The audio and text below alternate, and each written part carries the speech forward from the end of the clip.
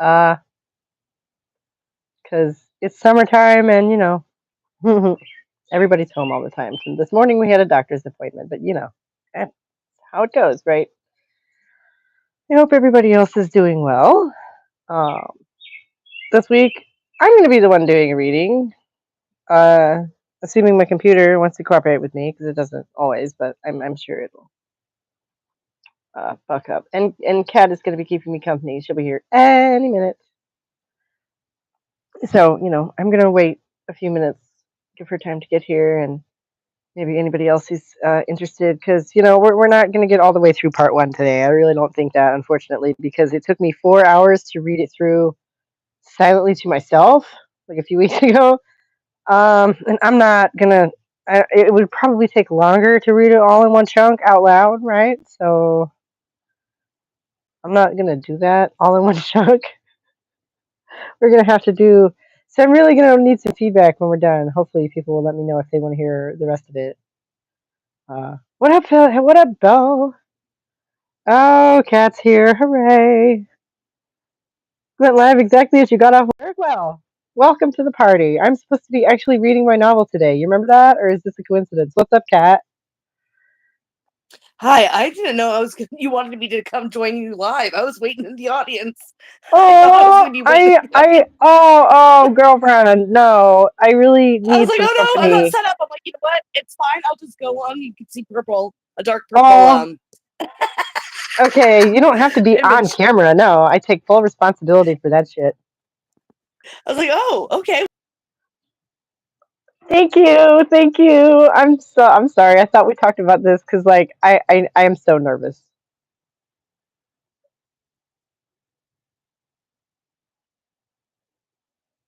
Oh, okay. Well, yeah. Yep. Yep. No. Yeah. Nah. I don't think the mic is catching them. Sometimes crummy mics are better.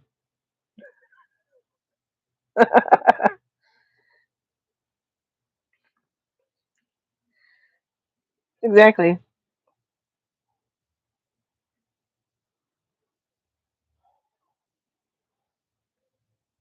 Yeah. Wow. Wow. Yeah. Something else must have got canceled, maybe. Oh.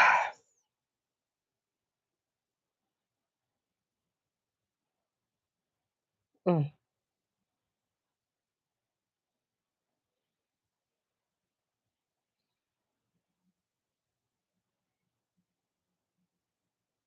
Oh. What was it? You were cutting out for a second. Was it? Yeah. What? Termites? Oh. Oh my God.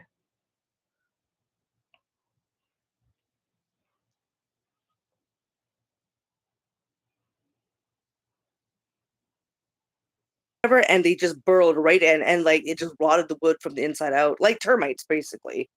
Oh my gosh. So we had to take that all apart, and expensive. But yeah, Yeah. so I have to deal with the trees. Essentially, that was my main reason. Yeah. Yeah, I can't tell Is them that to. how where the ants came from? The trees? Yeah, they come from the trees. Hmm. Gotcha. Because they live in the trees and they just kind of walk. If it's touching, then they will just walk right up on the roof, make themselves home. Yeah. Nice. Nice. Nice. I see what you're saying. That's hmm. I'm gonna mention that to my husband. He was looking at an ant the other day trying to figure out what it was. So It's the ones that the drone ants can not have wings, but some of them have wings. hmm. So they're like the flying ants, and they're Mm. big. They're pretty Yeah. big. Yeah, those are carpenter ants. Are they what Carpenter, color are obviously, they? they're black. Yeah. See, that's what I thought. The one we were looking at was kind of orange. Mm, So I don't know. I don't know. orange ants. Oh, wow. Yeah. Yeah, no, these are pretty black. They're pretty black, and they got, like, Right. yeah, some of them don't have wings, but some of them do, and they're huge. Okay. Right. See, in my experience, carpenter ants are big black ants, which is why I was like, honey, I don't think that's what that is. I don't know what that is, but I don't think, you know, I don't exactly know what that is, but I don't Tennessee's think it's what it weird. is. Yeah, Yeah. Tennessee's weird. I don't know. Anyway, Tennessee's Bella's weird. here. I'm so happy that Bella's Oh, hey. here. Yeah, so we have at least one other person who has been following the saga, you know. Yeah. Oh, you even said hi to me. I didn't even notice. Hi, Belle. So yeah, I was saying before you came on here that we're not going to get to all the way through it today anyway, and I'm just going to want some feedback, hopefully, from the couple people who are regulars and have been following the saga of the novel. That if y'all want to Mhm. hear more, basically. Yeah. Um, I mean, you read all the way through it, but I figure takes a lot. I don't know. It takes a It's lot easier, more time to read it out loud than reading it in your head. So I right? don't know how So, long it's going to be either because trying to think back to how long it was for me, but it's kind of hard to tell you're right. It because I'm a fast reader, right? As well. So, I'm but not, then I, but yeah. Well, see, I mean, usually when I'm reading, I'm like trying not to trip over my words because I'm reading too fast. right. It's difficult to read out loud. It's a little bit nervous. It's yeah, you can feel a little nervous. So I understand fully what you're feeling. Well, not fully because I didn't write what I was reading. Oh, imagine if you had though. Yeah, I mean it's. Mm. So we'll get to it in a minute, and I know you probably don't want to be on here too long. Maybe till like 2 o'clock, 3 at the latest, probably my time. Would it be Yeah, noon for you? 11 o'clock noon for you? We don't want to go too much later than that. You usually don't want to go too much yeah, later because than I that. So. Mhm. Yeah, you have a life. Okay, so we'll see how far we get. Oh my goodness. And I apologize for being late. I was late, a couple of minutes late again, because it's summertime and there's just so much, going on.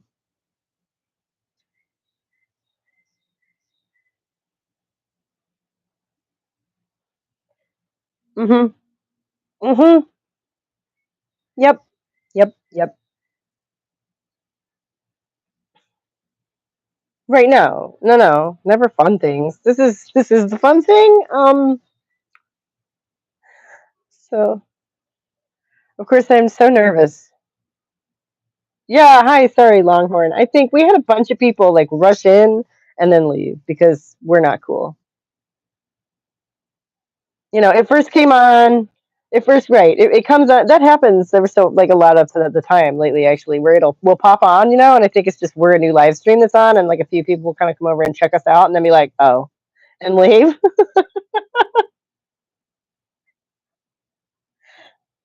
It happens.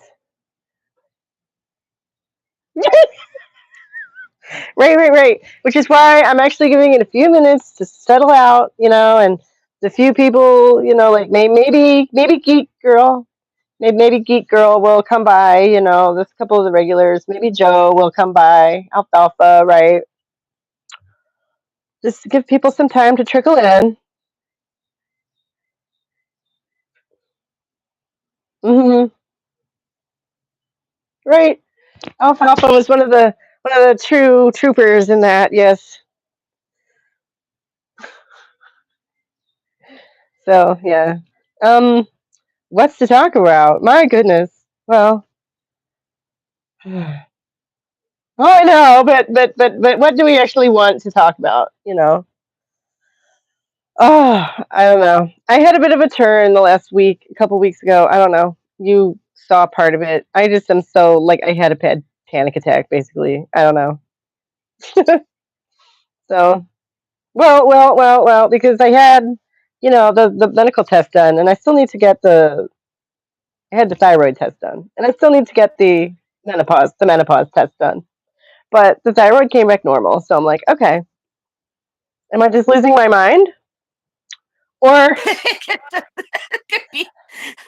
or is life just that stressful? And we celebrated our 10-year wedding anniversary literally Monday, and I was just like, hmm. Hmm. Is it just that's maybe, you know, Maybe. because I'm not going to go into like my personal life to that degree, but like Yeah. sometimes, like our living arrangement is not ideal. You know what I mean? Like Yeah. Yeah. extended family members, etc. So yeah, sometimes it See, gets it gets. I don't really have issues with that because I just don't talk to my extended family members. It's his extended family. Oh, even better. Yeah, yeah. So I really don't talk to mine either because they're all a bunch of crazy people. Um, We're just different people, I think. So, like, I'm on my mom's family side. mm, So, yeah, just different people. And like, so we're polite, mm. but I mean, I have no interest in what they're doing, and I don't think they have any interest in what I am. Well, Too. see, that's almost kind of that's just kind of fair, right? Like, Yeah. I don't know. I had to move out of my mom's house because she put my son in the hospital. So Oh God. it's What? yeah, Oh, it's crazy. yeah. With cough suppressant because he was a toddler, and you're not supposed to give. Oh. Yeah. But anyway, he's gonna graduate from high school next year, so So things worked out great then. yeah, At least that's accomplishment right there. yeah, and it's. I have not let it stop me, obviously, but I don't talk to her a whole lot anymore either. It's not like we're besties after that. Yeah, I bet. Oh, I bet. Yeah. Anyway. So Graduation. it's just been stress. It's just been stress. It's just been like a decade plus, 20 plus. I don't know how many long. I don't know how long. Of just is that what it is? It's just stress, really. So like I have done my best actually to like do minimal current events, even though I know that it's absolutely popping off right now. I know that, but I have to like think of literally my own health. Apparently, it's so fucking this like ah. I'm just like because I really thought there was something wrong with me. I thought I was sick. I was so stressed out. I thought I was sick. that's not good though. No, that's what I'm saying. So I'm like trying to not do any serious research for a minute and like just relax as much as possible. But so of course our oldest is moving back in. So like, No. Oh no. oh my god. So what to talk about? I don't know. I don't know. Okay, I'll let me think. Well, Greta Thunberg got kidnapped. Yes, she did by Israel, right? Yeah, yeah, Oh my god, military. that Yeah, is the weirdest thing. they let her go, but there's still 8 more captives. Oh, okay, okay. I hadn't caught that update. Okay, but they Yeah, said they kept like what half of them? yeah, around half. Why? Uh, They just let all the famous people go, or what? yeah, well, I think they refused because they had to sign a waiver saying that they did everything wrong, that they'll never come near Israel again, and that Oh, basically a confession letter. So 8 of them didn't oh, sign, which I'm not going to like poo poo anyone who signed that just to get out of there because I know.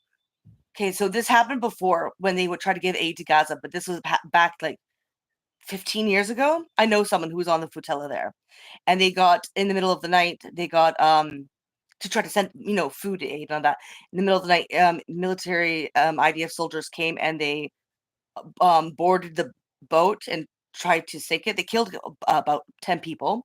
The rest they took to the prison and tortured because it's a torture prison there, right? There's no rule of law.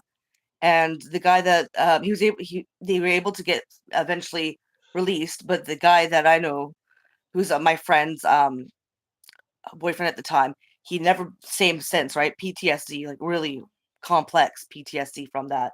So, and mm-hmm. I know about like the horror stories and stuff. I mean, well, we even see it now with what they're doing to prisoners there. So, I do not begrudge anybody who would do anything just to leave.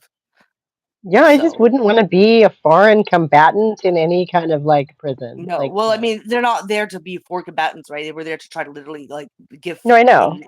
but that's So how it's they would like treat them. but that's how they, yeah, but they would treat them not like someone like peacekeepers or whatever. They're treating them Right. like as if, yeah, military aid or something, or military, yeah. Right. So I would want to get out of there too, is what I'm saying. Hell Yeah, yeah. yeah, yeah, well, yeah, that's what, yeah, exactly. We're saying the same thing. Exactly. Like, I'd be like, oh, no. I will you want me to sign a piece of paper and that's all you want me to do and you'll let me go? Fuck yeah. Yeah. And Well, it's the only not as reason, if that would hold I up mean, under. I have my criticisms of Greta, not really Greta, but like the people that kind of propped her up, which is a whole other bag of can of worms or whatever. But I Yeah, gotta give doesn't her she props, have man, some of because her I own wouldn't like do it. I would be scared to fucking death. doesn't she Maybe have it's her she. own Maybe it's. difficulties? Like was she fully aware of the danger that she was in? I mean, I I think don't she's not fully aware, but I think she was aware enough. okay. Because But I like, I really don't. don't But the thing is, the reason why she went was because exactly what happened is that they didn't, because of her fame, they uh didn't kill them and like sink their boat. Because the first time when she wasn't on there, they tried sinking their boat, and Israel was flying around Malta because it was near off the coast of Malta, and uh Malta signaled back after they had been hit by the drone, signaled back to them saying, "Sorry, we can't help you on your shores." And they refused to like, who would help them or have them like even be land or their boat when they were Oh my sinking. god. Yeah. Oh my god. So if she wasn't there, something worse would Right. have happened. But the fact that she was so famous is what gave them protection, at least a little bit. Okay. How old is she now? 22. Okay. So I think that she has a sort of an understanding, but not at the same time. You know what I mean? Like Uh when you read something on paper, it's different than experiencing it. oh, for sure. Yeah, for So I think she has everything. that kind of like she knows. Like I don't think she doesn't know what could happen, but I don't think she understands what it would actually be like to be in that position. You know what I mean? To experience Mm-hmm. it. So yeah, that's that. Well, at least, you know, there's been some progress on that, I suppose. But then we have like the LA riots. Yeah, which there's been some progress on that too, I guess, but not in the same way. Uh, Welcome to the fucking police state, y'all. yeah, yeah. It's a really nice day here in rural Tennessee. It'll come to a Tennessee near you. Oh, and is there more than one? Dear God. No, but like I'm just No, no, I I'm know, I just know, I joking. know. No, I Um, know, I know. I know the funny it thing could is though, happen no, here. I'm not saying it couldn't happen here. It oh does wait, feel is it sort of okay? Well, eerily. this is the thing. It's the whole point of it isn't the trying to maintain riots. Okay, it's not. Most of it's been peaceful at first. Hmm. Hmm. Which I gotta wonder about Asian provocateurs. But the thing is, when Oh well. Biden was the president, they Hmm. detained more immigrants. What this Hmm. is putting on a show and making the excuse to militarize the police. So, and the reason why they're doing this is because they needed some sort of, okay, they needed a pretense to militarize the police. So I don't think, so what's happening now isn't out of the ordinary. They're making it like that. They're manufacturing consent for militarizing the police. And the reason why they're doing that is because they know things are going to get really bad because it's the Well, and end the of same empire. thing happened 5 years ago in Missouri. Yeah, but this has happened. Not militarized police, not the way that they're not Yeah. selling not sending the actual No, right, right. No, him calling in the actual like Marines and shit, that's yeah, unprecedented. that's what I'm saying. That's the pretense for that part. That's what I meant when I said militarizing the police is Mm, like actually making them into military enforcers, right? right. Um, and there's protests going on in different states, right? And they're deploying them all Hmm. now throughout the country, and that's on purpose. Because if you think about it, they're not really arresting or detaining any like a lot of people. Like what? Like there's thousands upon thousands of people that are out there protesting, and they've got like what 100, 300 arrested. That's like it's a really small amount. And when it comes to the immigration, Biden rounded up more people. Barack Obama did too. No, I know Barack Obama deported a lot of people. And what the only difference is that it's not just deportation, but it is worse in the fact that they're sending them to a fucking disappearing people basically to El Salvador, which is like you're disappearing them forever. That's basically just a torture camp right there. It's the worst prison in the world. And that's including Israel. So yeah, there's so many because the way that they're just crammed and it's the fact that all of this being a show and stuff. It's really just to have military action and be able to deploy that whenever they see the need for it, because they know it's going to get bad. And so that's why they're doing it all over the United States. That's why they're deploying all that military action to quell the riots, quote unquote, is to normalize. They're going to need to. They want to stay in power. Yeah.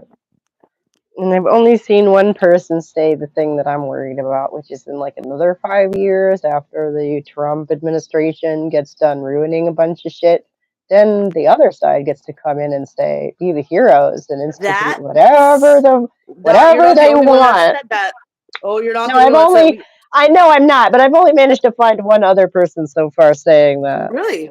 Yeah, but I haven't really been I haven't but I haven't really been looking. Like I say, I've been trying to stay away, but that is my sort of take on it. It's like, oh boy, yeah, that long view is really. If we get to that point, because he's going on because to be able to, because what he's doing is illegal, but all he's got to do is stay ahead of the courts.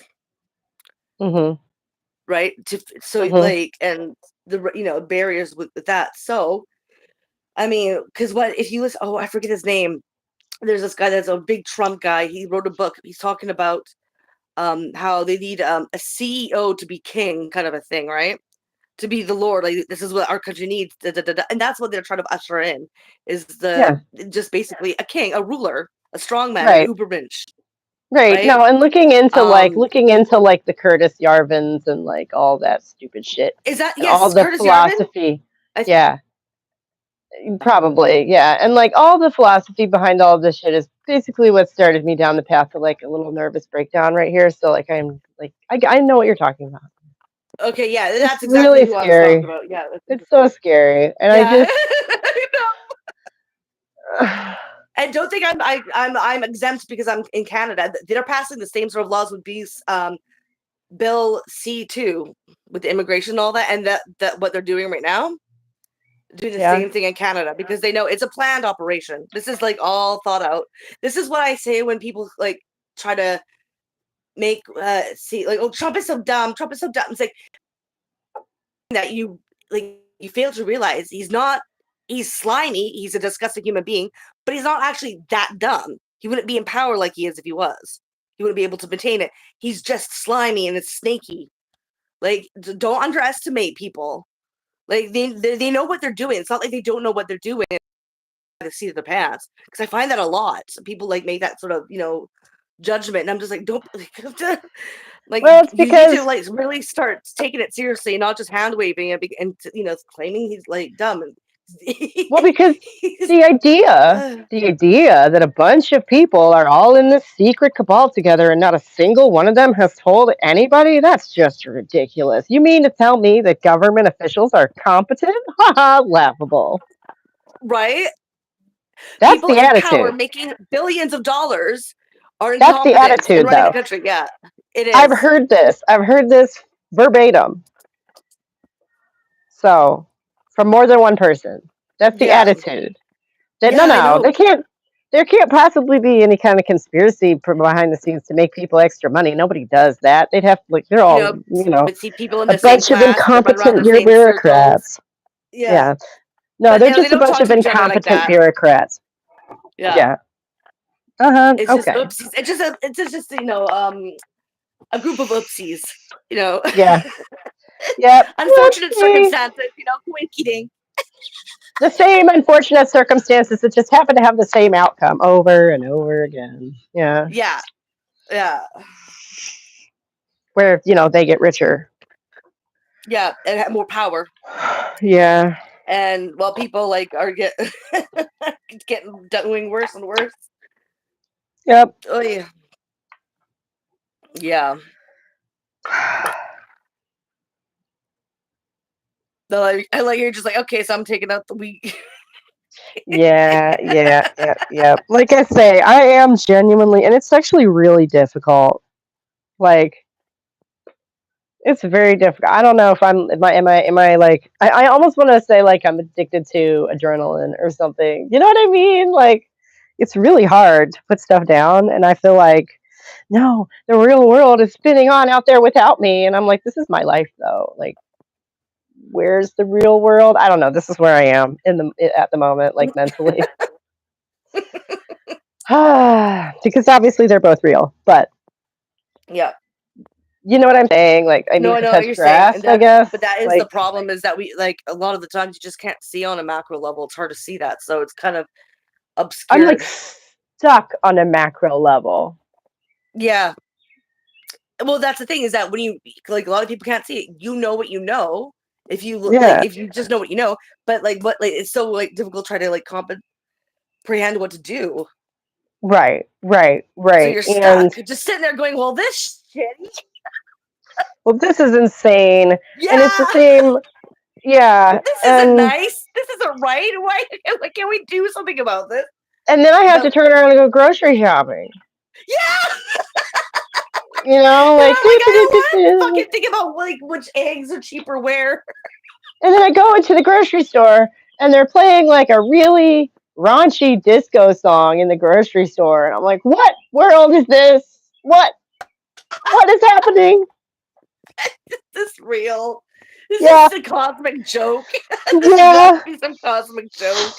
Right. Yes, exactly. And it's on me apparently because I don't understand.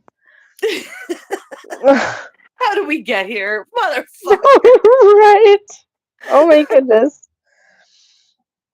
And I have to go past, in order to get to the milk, I have to go all the way back to the back of the store and go past these like bizarre ads. I don't know. Do you ever go into Walmart? I'm going to go ahead and admit my like Oh yes, rednecker, but my, like I get my, in and I get out right. as But so fast you as I have can. to, It literally makes me feel sick in there. I don't like it. I think right. it's the Oh, stagnant yeah. air, all the opening up of boxes, and the way they have the fluorescent lights, and the way they Yeah. even have their aisles. The positioning of their aisles makes it hard to navigate around, and it's just too much. Yeah. I hate it, Yeah. but I No, do. the only reason I can tolerate it for any length of time is because I've been going in there literally my entire life. But so, um, you have to go right past like the women's clothes section to get to the food, right? Yeah. And those Well, advertisements, it says yeah. no boundaries, and she's like, "Look at my boobs," and I'm like, "What the fuck kind of weird subliminal shit is this? Get me out of here!" Oh my god! Like, yes, and oh, I just it's so bizarre. It's so uncanny, is what it is. It's all to put together. It's like, and It's a fucking I circus. Yeah. just want to get. I just makes me want to run away, but you know, Oh, otherwise it's so I'm bad when like. gonna have to make 3 stops. And well, Oh, I know. Well, I feel like I have to do that anyways. When I go out to do errands and stuff like that, because every place will have like I pitch my pennies. mhm, I'm constantly going to different places to get the best deals. mhm. So yeah, I don't like to go to different but like what are you gonna do? Like there's only I only have so much money. If somewhere cheaper somewhere else, and of course no place has like the ingredients you need all the time. You're Oh, right. Oh my goodness. Or the Aldi, we'll go there and they just won't have like the one thing I really came for. I'm like, really? well, that's what I mean. Like you're being forced to go somewhere else, but there's Yeah, still all the like delivery, like Amazon, all that shit, right? They yeah. can do. There's no selection anymore at the stores. Is that what it is? Is that what it is? Because I go into Walmart Trying to Walmart, get you. Walmart, who is so monstrous and huge, they put mom and pop stores out of business all around the world, and they don't have Yeah. this basic thing that I know they used to have, and I'm like, where am I supposed to get this now? Yep. What? Mm-hmm. What? Arch support Online. Everything insoles. online. Arch support insoles is the thing. I bought them there for like a decade, and now they just don't have them anymore. And I'm just like, but Yeah, this is what I mean. There's what? like hardly any, Like, and when they do have something, they don't have like a selection, yeah, they if they have even have it one at all. They want you to right. buy everything. They don't Well, want you even leaving the through. houses. They just want you at your computer doing your job till you're not Oh my needed anymore. Then you god. can go die on the streets. Oh my You go god. home, die. Yeah. You can see the baton that the fucking militarized police are fucking have over You your know head the if you most have a problem depressing with that. thing. Probably the most depressing thing I watch is now about how the boomers' wealth is going to basically evaporate with them when they die. I'm like, wait, what? That's just not fair. I mean, Fuck you. it was like an hour and a half long video, and I got through about half of it before I was like, and I get the picture, I get the point, I'm done. Like, Yeah, yeah, I'm done. Sign off. yeah, no, I get the idea. Like, No, I know. so yeah. Oh, because it's like equities and stuff. I don't know. I don't understand all of that fancy stock brokerage shit, but I did understand a bit about real estate value. Oh yeah. Um, you know, that a lot of their wealth comes from the fact that they bought their house before it was worth all that money. And you know, Also, and so also the government has taken from pension plans. Well, I guess I don't know. It was in the States, I guess, but at least for Canadians, I mean, it's like this in the States. You pay into pension plans, right? oh, And so pension there's not, plans, yeah. and so they are, but that's been borrowed because like you pay into that, the government takes it out and spends it, and then has to repay when they retire. There's not enough supposed people enough now to pay out, like to keep that going and to pay back, We right? call that Those social loans. security.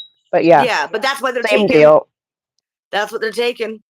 The Social Security, right? Yeah, and then they want to complain, saying, "Oh, the birth rate's low." Yeah, fuck off. That's just because you borrowed and you took it, and you cannot pay it back, and you want more people to pay it back, but then you don't have enough jobs to go around because you're a failing fucking empire, and so you just want them to like give you money and die. Oh my God. The thing here now is again 60% of people can't even afford their own apartment right now. Yeah, it's bad, and it's just gonna get worse. How exactly are you supposed to have a baby? Well, that's the thing. Nobody wants to have children. I wonder why. Right. No, and this was a surprise to me 17 years ago. Okay. And that's why I'm just kind of sitting here going, yup, yup, Mhm. yup. Like this has been true for a while. Yeah. My entire paycheck would have gone to daycare 15 years ago. Yeah. How in the hell was I supposed to afford to do that and have an apartment? You can't. No. So, like, this has been true for a long time. I don't know exactly how long. Like I say, it hit me like a brick to the face at like 25. But I just Yeah. have this strange schadenfreude of everyone is so horrified. And I'm just sitting back like, yeah, where the fuck y'all been? Yeah. Yeah. Whoops. Ah, But I do have one solution. Cat people. That's all I got. It's all I got. that's more than most people have right now. See, in the beginning, you thought I was a little nuts, but now that you hear me out and you understand where I'm coming from, you're like, you know what? Hey, there's such a thing as crazy like a fox. That's right. Right? So, yeah. Crazy like a cat. Yeah. And Bella's with you, so Yeah, there you Belle. go. Cat people. Yeah, cat people. Okay, on that note, it is past 12:30, so I'm gonna see if I can boot this thing up and get Yeah. Those get things it a little up at warm up. all. Yeah. You know? Well, we got to something that was a little less dismal. So thank you for that, Did you cat see people. last video, Belle, where we actually found cat people in the fucking Ah, Alabama? that's right. That's There's right. a photo of cat people, and they were the devils. And I'm like, I see you, cat people. Tail and claws. As soon as they have the species change operation, I'm on that shit. Give me a tail and claws and let's fucking You damn go. right. You damn right. Solution, Okay, best Belle says solution. no. Oh my God, where? Yeah, last week We in haven't one of watched the it yet. It was a illustrations. preview. It was a preview. I was showing Mm. a preview of the different pictures when we get, because we're gonna get to the witching part next live, and we're just going through the different photos, and there's literal cat people in one of the Mhm. photos of devils. Cat people. I think they were eating the flesh of someone, body parts or something. They're just a bunch of cat No. people. I was like, yeah, there we go, cat people. I fucking knew it, right? Base. It wants to send me a code. Oh, sweet mercy. Oh my God. Okay. I gotta go check. Huh? Oh, did you cut out? Did I cut out? No, I'm still here. I have to go get the code from my email to sign into Okay, this no, I motherfucker. just must have froze. I'm sorry. No, I have to go to my email, and Oh, apparently it takes me off the camera then. oh, But I can still hear you because it oh! wants to send me a code to sign into this Oh my motherfucker god, too because much. Microsoft is a bitch. Just hang on. Okay, I yeah. knew it was going to be something. It's always something. I'll play some elevator music. Do do do do do do do do do do do do do do. I don't know if that's elevator or more circus like. Whatever. Do do do do do do do do do do do do do do do. Bum ba-da-dum bum bum ba-da-dum bum ba-da-ba-da-ba-da-ba-da-ba-da-ba-da-bum. I wish there was cat music. That would be better. What? Well, That was oh, hi. You're spectacular. back. That was You spectacular. know what? Thank I was you. just that song. Okay, so Oh my God. Okay. Okay. So we're in, and hopefully this. No, is it new? oh, is when they made Trump made that version. They were eating the cats and dogs, Oh yeah. Haitians or whatever. Right. Yeah. Who play uses cats or whatever to like help him play. Anyway, so he made a song, like millions of views, and it was about eating the it was still eating the dogs. The, Oh my gosh.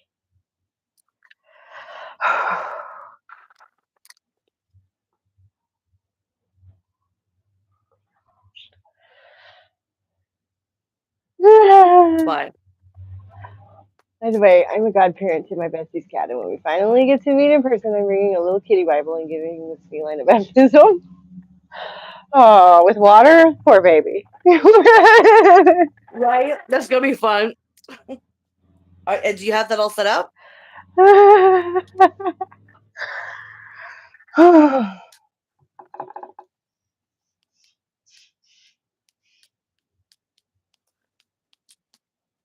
what I'm gonna do, hold on. Let's see. Like, do you have plans, though, to go and meet with your friend and do that, or is this just a one of these days kind of thing?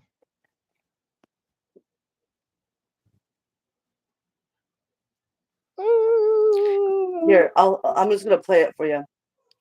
Oh, okay. This should work. Hopefully. In Springfield, they're eating the dogs. They're eating the pets that live.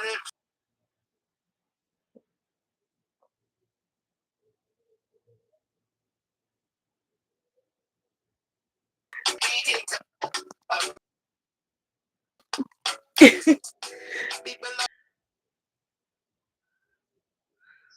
Meow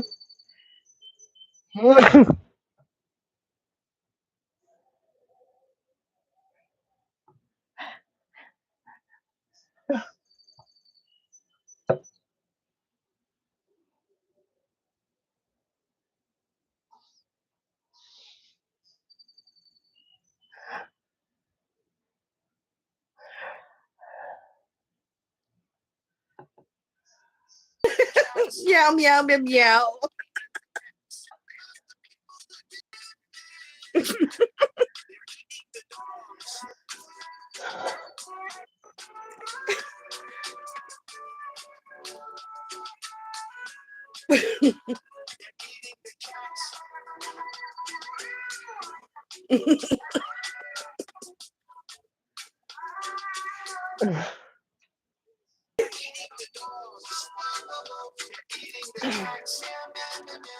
Oh, the music video to this is hilarious. Oh, I bet. She might It's be just a getting small married. thing. Huh? Oh, yeah. Belle says she might be getting married, and if she is, I am flying out to see her. Oh, okay. Right on. And baptize the cat. Eating the dog. Oh my god. Oh my That god. That man is just a living nightmare, isn't he? Oh my music video, if you ever eating the dog song or whatever, go look it up. It's god. hilarious. Though I gotta tell you, Yeah, yep. Love that reggae flavor, right? Yeah. yeah. Well, I was trying to. This is what I was trying to think about for the elevator music while you were looking for your code, and I just couldn't think of it instead of the circus Ah, pop. the wait music, yeah. Anyways, so do you have the code now? Yeah, I'm in and everything. Okay, Yeah, okay. yep. Okay. Ah, okay. So here we go. Okay, so I'm just gonna mute just so Oh, okay. Okay, because if you they're have getting a little bit anything loud to and I don't want it to. say, But I'm still here. I'm still listening. okay. Okay. Okay, and if you have a Okay. comment, please jump in, okay? Like, Oh, I will. Don't worry. I have no shame. I'm. okay, cool. Cool. Okay. Here we go. Bexwold Arcana, Part 1. My name was chosen years before my arrival. Early on, I was the sole recipient of most of Mother's attention, made to wear scratchy frocks and sit still in stuffy rooms. Made to sit and watch my brothers' heads bobbing between the hedges as they chased one another along the paths of the big garden.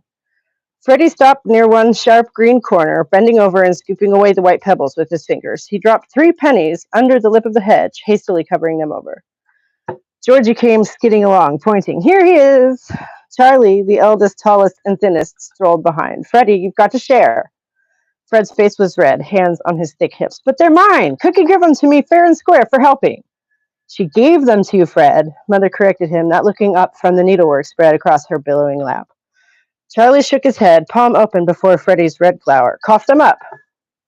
Freddie turned to George. I already see a typo. That's great. This name is spelled 2 different ways. I love it.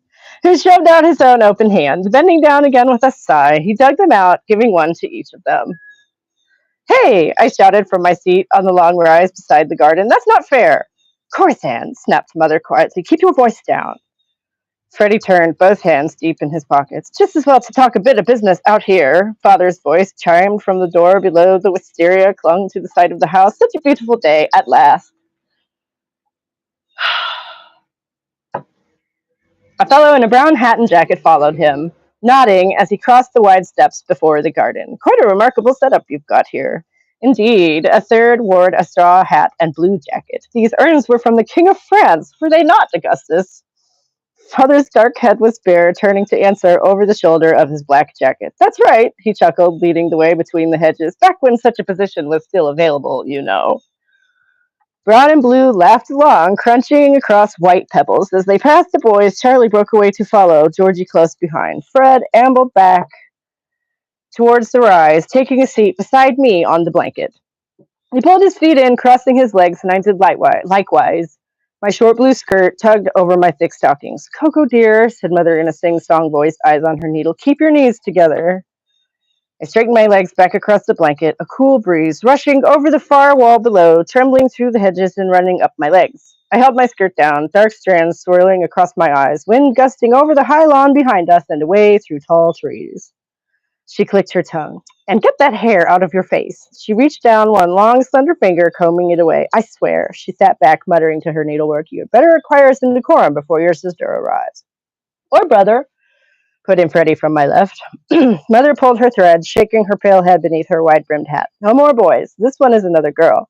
How do you know? A mother just knows. Is still with me? She might be getting me. Okay. You're still with me? I don't know. She perched on the stool before the vanity. Oh, good. Yeah, no, I'm here. I'm listening. Okay. So was that opening line less clunky? Yeah. Cool. I think. I mean, it seems less clunky. It didn't stick out, so. Yeah. Well, if it didn't stick out, then that's what we want, I guess. Anyways, she perched on the stool before the vanity, leaving me on the shaggy white rug to play with wooden blocks while she uncoiled her long dark hair before the big round mirror. I grabbed at the rug's edge, my fingertips wrapping around. Pulling back and discovering a space there, I tugged the nearest block into it, the thick white nap fluffy between my fingers, pushing down on the lump it made. How to get it out again? I crawled off the rug onto the floor, turning back to reach for the edge. Coco, Mother's dark eyes found me in the mirror. Get back on the rug. I returned to my spot, hands over the fuzzy lump, grabbing a handful and giving a great pull. A few threads came free in my hand with a pop, and I tossed them aside, grabbing some more. What are you doing? She shrieked from above me, her hand stinging my cheek and knocking me back, rolling me onto my shoulder and off the rug once more. The trouble has already started, she sneered. Get back on the rug, Corzand. I scrambled back again to sit as still as I could, stacking blocks slowly and quietly. She returned to the vanity, half-wand hair bouncing as she shook her head. I told him that name was bad luck. I was quiet till later, alone in the big bed. The stillness of the dark room broke the stillness within, and a shiver rattled through me, erupting in cold, quiet tears. Scene. Next scene. High leaves rolled in great waves of wind, the saddle rocking gently as the pony tiptoed the narrow path down between thick trunks. Passing through a clearing, the breeze rustled my skirt, and I felt a chill. Mama? Yes, Coco? I need a change. She nodded, shushing the animal to a stop. John, she called to that day's guest of honor. The boys can show you the rest of the way. My little one needs attention. He waved from the far shadow, turning to follow my brothers. She draped the reins over a branch, lifting me from the saddle with a thin smile. Do I have the damp, darling? She pulled a blanket from the saddlebag and laid me down, dark strands casting shadows across her pale face. We want a dry, happy girl for our picnic. Mess packed away, she pulled me to my feet, lifting me back into the seat. She retrieved the reins, and I wrapped my fingers round the edge where the polished leather met the woolen blanket underneath as the gentle rocking resumed. We followed the path to crest a low rise, finding the visitor standing with his palm pressed against a fat willow whose dangling fingers brushed ripples across the water where George and Charlie played, Fred standing watching from the grass.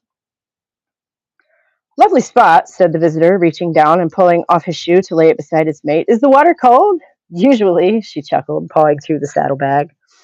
She spread the blanket beneath the tree, taking me from the saddle and setting me down upon it. Sit down, sweetheart. Untying the bag, she dropped to her knees beside me, leaving the pony to wander and nibble as she laid out wrapped sandwiches. Shrieks echoed across the water and through the trees, resolving into splashing and laughter. Mama, may I please go in the water? Nose in the saddlebag, she sighed. I suppose. Leave your shoes and don't wander off. Aren't you coming? I asked Freddie. Not until that sinus clears up, he isn't, said Mother. The water was cold, an icy wave passing through me, tugging in a deep breath. Upstream, the boys splashed one another, laughing. The visitor stood nearby, gazing up the tall embankment. I scrambled towards them, beginning to thaw, the current spinning swirls of sand into long golden threads behind me. The boys had grown still, watching the visitor climb the tall bank like a ladder. I called out to them, sliding across slimy rocks. Stepping carefully, I wobbled forwards as Charlie was pulling himself up the sheer earthen wall. Charlie close behind. Georgie close behind, sorry. Finally, I stood alone in the pool, watching the last of him disappear over the ledge above. I leapt at the tall bank, clawing the black earth as it crumbled between my fingers, and I tumbled back, landing on my backside in the water, my short skirt blossoming around me. Darling doll! Dark strands brushed the water as she scooped me up, my knees cupped over her rounded belly. Silly, she smirked, trying to play like the boys. Wetness seeping into her bodice, she cupped my chin in her slender hand, drawing my face to hers. A lady does not exert herself. My sister came that summer, and mother was ill until the leaves changed, confined to bed, no visitors. A governess tried to teach me manners, stuck in stuffy chambers, sitting straight with ankles crossed, needle in hand, practicing stitches. Dressing for the day, Mrs. Poole would think aloud, pulling the brush through my hair, telling tales of people I did not know. Birds took flight from the tall, sharp hedge below, wind rattling the latticed windows. I wanted to ride it too, across the lawn and into the shadowy sea of the trees. Now there, wee one. She tied off the braid at last, pausing only long enough to catch her breath. Ready for luncheon? I'm sure there's something set out by now. Following her through the sitting room and across the landing, I lingered, waiting as she swished round the corner into the next corridor. Following the stairs on down, I dashed across the gray flagstones of the courtyard, mounting the steps in the opposite corner to reach the library. Time had treated each of the thick old doors a little differently, so that they no longer quite met in the middle. My cheek pressed against the wood, I could peek through, catching voices in the room beyond. So you see, that arrow may have been the single luckiest shot in England's history. The throaty chime of the big clock hummed through the house, the door fell away, and I fell into Charlie. Coco, what are you doing? Georgie giggled behind him. She must be lost. Charlie glowered down at me as I straightened myself. The tutor brushed past us. I expect those papers finished Wednesday, fellows. Charlie stepped round me to follow. This is another hill you can't climb, little sister. Georgie hurried along behind, their backs to me in the corridor. I am not the little sister anymore. I stamped my foot, hot rage absorbed by the cold stone of the lintel. You'll always be my little sister, Charlie's voice echoed back up the stairwell.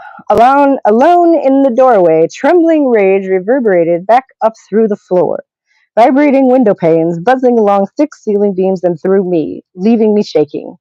And perhaps I did fly through the window. I only remember reaching the willow tree. Shadows just beginning to stretch, the brook had slowed to a trickle. Stepping carefully along the sandy bed, the pool had become a puddle, and I tiptoed round it, laying my hand on the sheer earthen face of the tall bank. Finding a crevice with my toe, I grabbed a protruding root, pulling myself up off the ground. I climbed slowly, hand over hand, the ruffle at the top of my pinafore brushing dust into my eyes, and I blinked the water away, my breath hot in my face, till at last I caught a handful of grass. I tucked up my skirts, wedging my knee against the ledge and levering onto flat ground. Panting, I was brushing myself off when I heard a rustling behind me. Black boots and trousers led up to black eyes wondering down at me from beneath bushy black brows. Corsand? I flew between the tree trunks, a chilly gust at my back as I hopped along the roots above the dry bed where black boots could not follow. The two more strangers were waiting in the next gully, and I was scooped off my feet. Delivered to mother's chambers, I was greeted by father sitting perched on the edge of the high bed, her elegant fingers clutched in one hand. He took my grubby claw in the other. What were you doing out there, sweet Coco? I drew a breath. She should not have run off, huffed mother. Her reasons are irrelevant. He squeezed my hand, smiling through sad brown eyes. I'm sure we've learnt our lesson. Indeed, she laughed dryly. I've sacked the oblivious old bat. He turned to her, letting me go. Really now, Olivia, we mustn't be so. I cannot take it, Augustus. She smacked the fluffy white duvet. I must be able to trust what staff we've got. A large fuzzy nose pushed through the door, followed by a shaggy form who trotted into the room, laying his head in father's lap. Wispy fur brushed past my nose, and I sniffed, stepping back onto the fluffy white rug. Corsand! Mother straightened up, sharp expression breaking into a short sigh. You must get cleaned up, darling. Kathy! Ivory fingers waved toward the bedside bell. Where is that woman? I'll find her. Father stood up, the dog loping merrily after. Come along, wild child. We'll find you some soap and hot water. End of chapter 1. Yay. So that was a...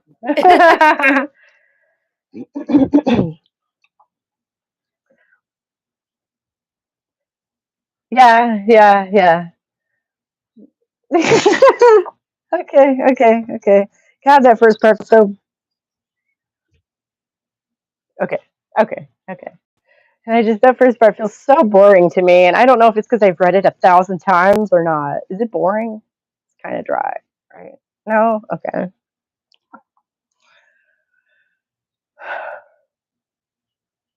Yeah, I have. I've read it 1,000 times, and like I say, I found at least 2 things that I want to go back and fix, and there's a spider on my computer. Oh no! I can't do spiders. Really? Okay, she crawled across it and is now leaving on her merry way. So that's Oh no! yep. Okay. Oh no! Anyway, so chapter 2. Oh, excuse me. I'm gonna actually, I'm gonna get a drink of water. It's a good idea. Yep. No worries. Yeah, Yeah. because it does actually surprisingly how much it like. Yeah, girl, that's how serious I am about cutting my stress. Is I quit coffee too. Oh damn! Yeah. Yeah. It's been You like less than a better than week, and me. I'm I couldn't do oh, that. You're better than me. I'm desperate. That's how desperate I am. Anyway, it's not the book's fault. Not the book's fault. This is the nice part. Anyway, chapter 2. The little window struggled to keep out the repetitive rattle of the swaying train car. I looked away from the smeared countryside, my feet dangling high above the dark ivy pattern of the carpet. The ivy at home had begun to curl and turn brown as the nights were creeping forwards. I let out a sigh. None of that, Mother spoke without turning her head. Seated across from us, Mrs. Lawler and Mrs. Cartwright's eyes found me. You're going to love it, really, Mrs. Cartwright fanned the air. Don't coddle her. Mother poked a gloved finger in Mrs. Cartwright's direction. A little discomfort will bestow some perspective. She pulled out a small leather book, plucking it open and poking the page. Quite an interesting itinerary. Mrs. Cartwright's round head bobbed beneath her bonnet. He really takes the best portraits. Desiree, offered Mrs. Lawler. Mother laid the calendar across her lap. Monsieur Sylvie has perfected Monsieur Desiree's method. And he provides eight scenes each sitting, tittered Mrs. Cartwright. Mrs. Lawler's thin brows drifted upwards. Shall we be sitting long? Each scene requires only 60 seconds. Quite miraculous. Mother pursed her lips, swaying with the train as she studied her book. Thursday is second-hand shops in the West End. Second-hand? Asked Mrs. Cartwright breathlessly. For the staff, you know. Even that is better than anything they are going to find up there. The calendar snapped shut. And, of course, the local charity box. Even our house is brand new, laughed Mrs. Cartwright. Wait until you see it. Henry has had every piece handcrafted, only he can't decide on the style. I'm afraid it's a bit shocking. Mrs. Lawler gave a half smile. Sounds very stimulating, Agatha. The car swayed to and fro, waves passing down through my dangling feet, my heels bouncing against the bench. Coco, darling, sit still. Behind one door, in an open-ended courtyard, Mrs. Cartwright brought us to a long sitting room. Charlie, Georgie, and Freddie were already there, elbow deep in a huge trunk filled with costume pieces. Halfway to them, I was knocked off my feet, my palms smacking into the hard wooden floor. Oh dear, Mother bit back a chuckle. Come here, willful little thing. She pushed the hot breath away, tugging me up by the arm to face a dog, fur like fluffy straw in a breeze as he pranced back and forth, grinning at me. Jacques, arrête! A call from the next room heralded the entrance of a stout man wearing a checkered vest. He ran a hand along the dog's back. Pas touché, Jacques, pas touché. He tapped the air. Jacques, assis. Jacques sat, tail tucked between fluffy haunches. The man turned to us. I am so sorry, Madame Francoville. Is the little one all right? She patted my shoulders. We have dogs at home. She'll bounce right back. Bon, bon, he is well trained, but still so young. He gets too excited. He waved an arm at the room. All I have is at your disposal, madame. Please make yourselves at home, and I will go prepare the camera. She ushered me towards the great trunk of costumes. Charlie stood with both shoulders pinched back, tying a red scarf around his neck. Freddie wore a hat so wide it drooped to cover his eyes, tilting his head back to peer at me, sticking out his tongue. I giggled, standing on tiptoe to reach into the box. My fingers greasing something smooth. I pulled out a shiny black eye mask, holding it over my face and poking Freddie's arm. You can't see me! Away, foul spirit! He laughed, waving me off. You both look completely stupid. Georgie was holding a blue scarf. Freddie, Mother called from the settee, take that off. You boys go with Monsieur Sylvie and be sure to hold very still. The hat was dropped, and they followed the checkered vest from the room. Coco, come here. I laid my mask on the pile and stood beside her skirts. Mrs. Lawler sat across from Mrs. Cartwright, taking turns turning pages in a big picture book. Look at this one, Jane. Mrs. Lawler leaned forwards, bending round the table set for tea. Very nice. Look, Olivia. I love it, Mother said, pouring herself a cup. The setting between them included a plate piled with powdery balls. Mama, I poked her crinolined knee, may I please have a biscuit? I had to tell it to ignore the word crinolined at least twice, because it's not really a verb, but it is now. Or an adjective. I suppose an adjective. It's an adjective, but it is now. Anyway, she tilted her head. Yeah, she tilted her head, glancing sideways. I beg your pardon. I bit the back of my burning tongue. Mother, may I please have a biscuit? Her fingers smudged the edges as she handed it to me. White sugar stuck to my fingers, too. As I sucked on them, hot breath blew aside my hair, dampening my ear and neck. Jack smiled through black lips. I rubbed his soft nose, and he licked the last of the sugar from my fingers. Monsieur Sylvie was laughing. Looks like you two have made it up, no? He patted Jacques' back, crouching beside the table to look at us both. Perhaps you would like a photo with him? Dark lines ran across Mother's pale brow. Pose with the dog. He shrugged as he stood. It is no extra cost, madam. He is quite good.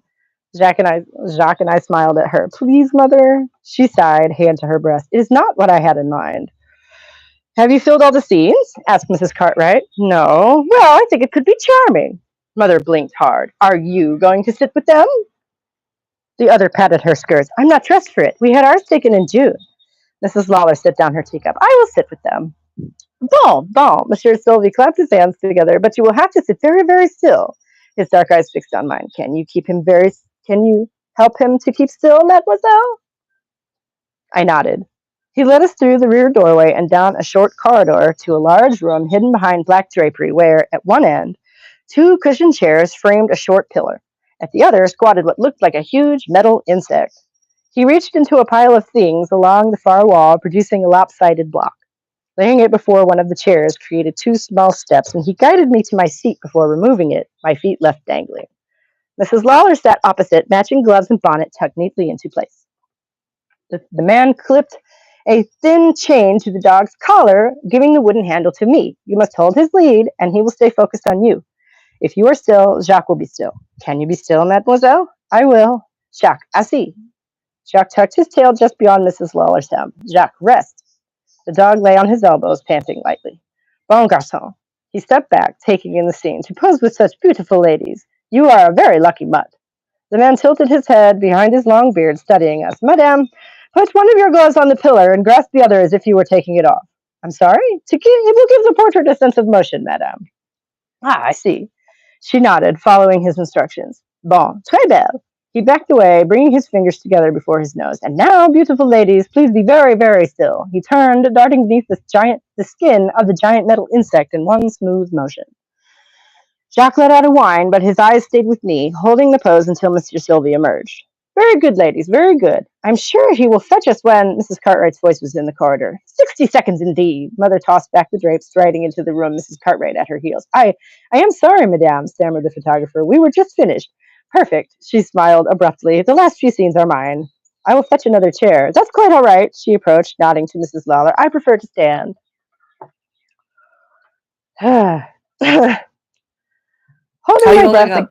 Ooh, I'm doing fine. I just need to catch my breath maybe for a second. Yeah, it seemed like he needed a little breather. Oh, that woman is just a lot. You're the one who wrote her. I know. You're going Tell me I'm wrong. Tell me I'm wrong, though. Anyways, she's, based on someone, obviously. So, anyway.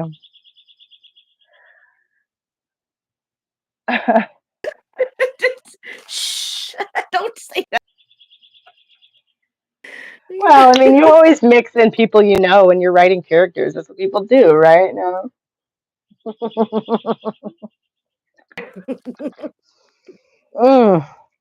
Okay. Moving on. Holding my breath against the stinking air, I followed the bouncing hems along the dingy street through the endless crowd, my eyes darting from one face to the next until I was spinning. I clenched them shut. Corisande, her voice rang from over my shoulder. Just where are you going now? She stood in the doorway, rose red from the wind. She turned to follow Mrs. Lawler inside, and I scurried after. Weaving between racks of clothing, Mrs. Lawler ran a gloved hand along a piece of fabric. What do you think of these? Mother lifted it and gave the seams a tug. Yes, these are better. I hope the master is in. Good afternoon. A thin young man in a tiny black hat held out his hand. To what do we owe a visit by such fine ladies as yourselves? She took his fingers a moment, smiling coolly. I wish to speak to your father. This appears to be the finest stock around. We only take the best, he grinned. Yes. She drew a long breath. And I have been in correspondence regarding large purchases. The man in the tiny hat led the swaying skirts towards the far wall. Trailing behind, I spied a bin overflowing with a delicious mountain of fabric. I dug in with both hands, flinging aside several things before discovering a piece of linen, the texture of my pillowcase, the color of the sky on a bright summer morning. I bundled it in my arms, dashing to find them. Mother! I skittered to a stop, one toe landing a frantic tug on her hem. Where have you been? I found this frock. We're not here to shop for pretty dresses. She glanced down, her mouth twisting into a smile, and I see you have strayed true to that. She took it from me, testing the seams. Turn around. I spun on my toe, tucking my chin as she held it across my shoulders. But she clicked her tongue. It's no good. Half of it will have to go just to be wearable. No! I spun to face her. She pulled back, blue linen clutched in ivory fists. Watch your tone, young lady. I'm sorry, hands clasped. I suddenly felt I could not leave it behind. I love it. I think I could do something with it. Mrs. Lawler stood at Mother's elbow. It could make for good play clothes. Play clothes. Mother wrinkled her nose at me, took in the length of the garment, then glanced at me again. You can pin it up that much? The older woman shrugged. I have worked magic before. Mother heaved a sigh that rippled through her hands, giving the linen a shake. Very well, perhaps we can save some of your real clothes if you have something plain to wear into the bracken. She turned to the young man in the tiny hat. Pack this one up today to take today, please, Peter. The young man had grinned at me the young man had grinned as he handed me the brown paper parcel, the warmth of it staying with me all the way through the busy train station. Settling in, I watched the sun set through the little window, tucking my package against the wall and pulling up my feet. Shadows of trees flashed by, growing longer, my head growing heavier until the parcel became a pillow. What do you think? She spoke in a loud whisper. Can you handle her? I think so, came the quiet reply. She's just a girl. A heavy sigh. She's so willful. I don't know where it comes from. She's sharp, like her mother. You wouldn't know it from the conversation. A quiet girl sounds like a refreshing change, the older woman chuckled. This is serious, Jane. She will disappear on you. I need an iron fist and a velvet glove. The baby is still ill, and all Augie wants to do is play with those damn dogs. The husky whisper faded to a creak. It will have to wait until spring, but I think I can help, Livy. A sniff. Truly, she just has so much to learn. Ah. So, end of chapter 2. Yeah, we're making good time, I guess. Actually, yeah. Yeah. We are. Moving right along, we have only, oh my god, where did I get up to? Like almost 80 pages, was it? Something like that? Mm. Where I had you read, and then it says, please stop here. I want to say it's 78. I can't really like you, probably. Yeah. I was just reading. Well, because it was like the first 40 pages, and I thought of it as the first 40 pages until it was well into the 60 pages and something. I'm like, okay. Okay. So. Yeah, see, I wasn't paying attention to that. Yeah. I was just reading. That was as I was editing the section, so it, ballooned, well, not ballooned, it grew by quite a bit as I was, anyway. Oh boy. And this is, yeah. So chapter 3, here we go. The dance master's hands were big and viney, and wrapping where my legs met the rest of me, tugging and twisting, turned out from the hips. That's, quote, that's speaking. He loomed over me, his gentle words nevertheless finding a faint echo in the high ceiling of the long, mostly empty room on the dark side of the house, trees beyond tall windows dancing in distant sunshine. One viney palm covered my abdomen, the other lay across my shoulders, pushing towards one another, chin up. He stepped back. Bring your hands together, breathe and hold. I held my breath. his narrow-set eyes considering me from beneath fair, thinning hair. All right, relax, try it again. I exhaled slowly. Coming to his knees on the hard wooden floor, he looked down at me still, frowning slightly as he gripped me once more. It all begins here. He shifted my weight, adjusting my legs and shoulders while I breathed as slowly as I could. Head up. He guided my chin into place, shuffling back with a finger to his own. Good. Hold that. He stood up, mirroring my stance. Good turnout is foundational to a good form. Look at your toes. He had arranged my shiny slippers into a neat letter V. Keep them apart, understand? Muscles beginning to protest, I stood still as a stone. Yes, sir. Oh, that's all right. He flapped one hand, the rest of him remaining still. Just yes or no will do. I am concerned with your posture, not your manners. I breathed a little deeper, gusts of wind rolling through distant trees beyond the tall windows. Keep your head up and do as I do. He stepped his feet apart, raising his arms out to either side. I took a deep breath, doing likewise, shoulders pinched. The windows jostled against their frames, rolling clouds momentarily darkening the room a shade. He led me in a few repetitions, my muscles starting to burn, a small frown lingering on his thin face. Well, said he at last, turning and breaking into a languid stride towards his bag and jacket on a chair by the door. That gives me some idea. I took a deep, dusty breath, my arms closing across the front of my dance costume. And after lunch, his chipper tone bounced off the high walls, his hand on the doorknob. We shall see if you take to the keyboard. I did not. This did not stop him coming back, of course, by and by finding my sister a more capable student. And that's something I have a question about. I would love comment on, like, do we need more narration like that? I really don't want to I really want it to be like in the moment as much as possible, but Yeah, no, that's fine. okay. I don't think you And need like more just narration than that. okay. Or stuff like that where she just kind of dips in and said, and this is how that actually ended up Well, yeah, going. that yeah, throughout, like right now, like that's like enough. Like you don't want a lot, Okay. but just a little Right. bit here and there, so that you're Okay. still inside of her head and not outside. You know Right. what I mean? Right. And so it doesn't feel jarring at all. That's cool. Cool. Separated when we're not in her head completely. Hmm. Like if Hmm. it's always Hmm. just like outside, then it's like we're just watching. Right. It's like you're seeing through somebody's eyes, but not hearing their thoughts, which is weird. Yeah. Yeah. Okay. Oh boy, here comes Christmas. We're gonna get through this, and then we'll see what time it is. So settle in. The fat fir tree nearly filled one of the tall drawing room windows. Be sure and stick it through the center. Mother pinched a large, dull needle in one hand, a fluffy kernel of popcorn in the other, hands hovering above her knees before the wide eyes of little Lulu. Piercing the kernel firmly, she pulled it along the thread to meet its brothers.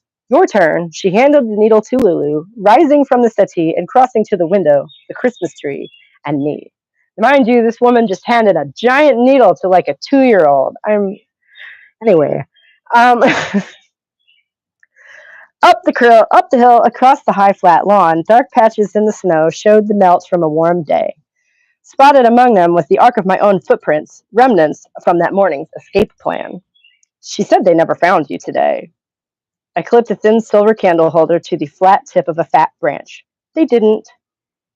Running uphill had winded Kathy and the gardener who had answered her calls. I had pushed through the gate, veering off into the shade of the dell before they saw where I had gone.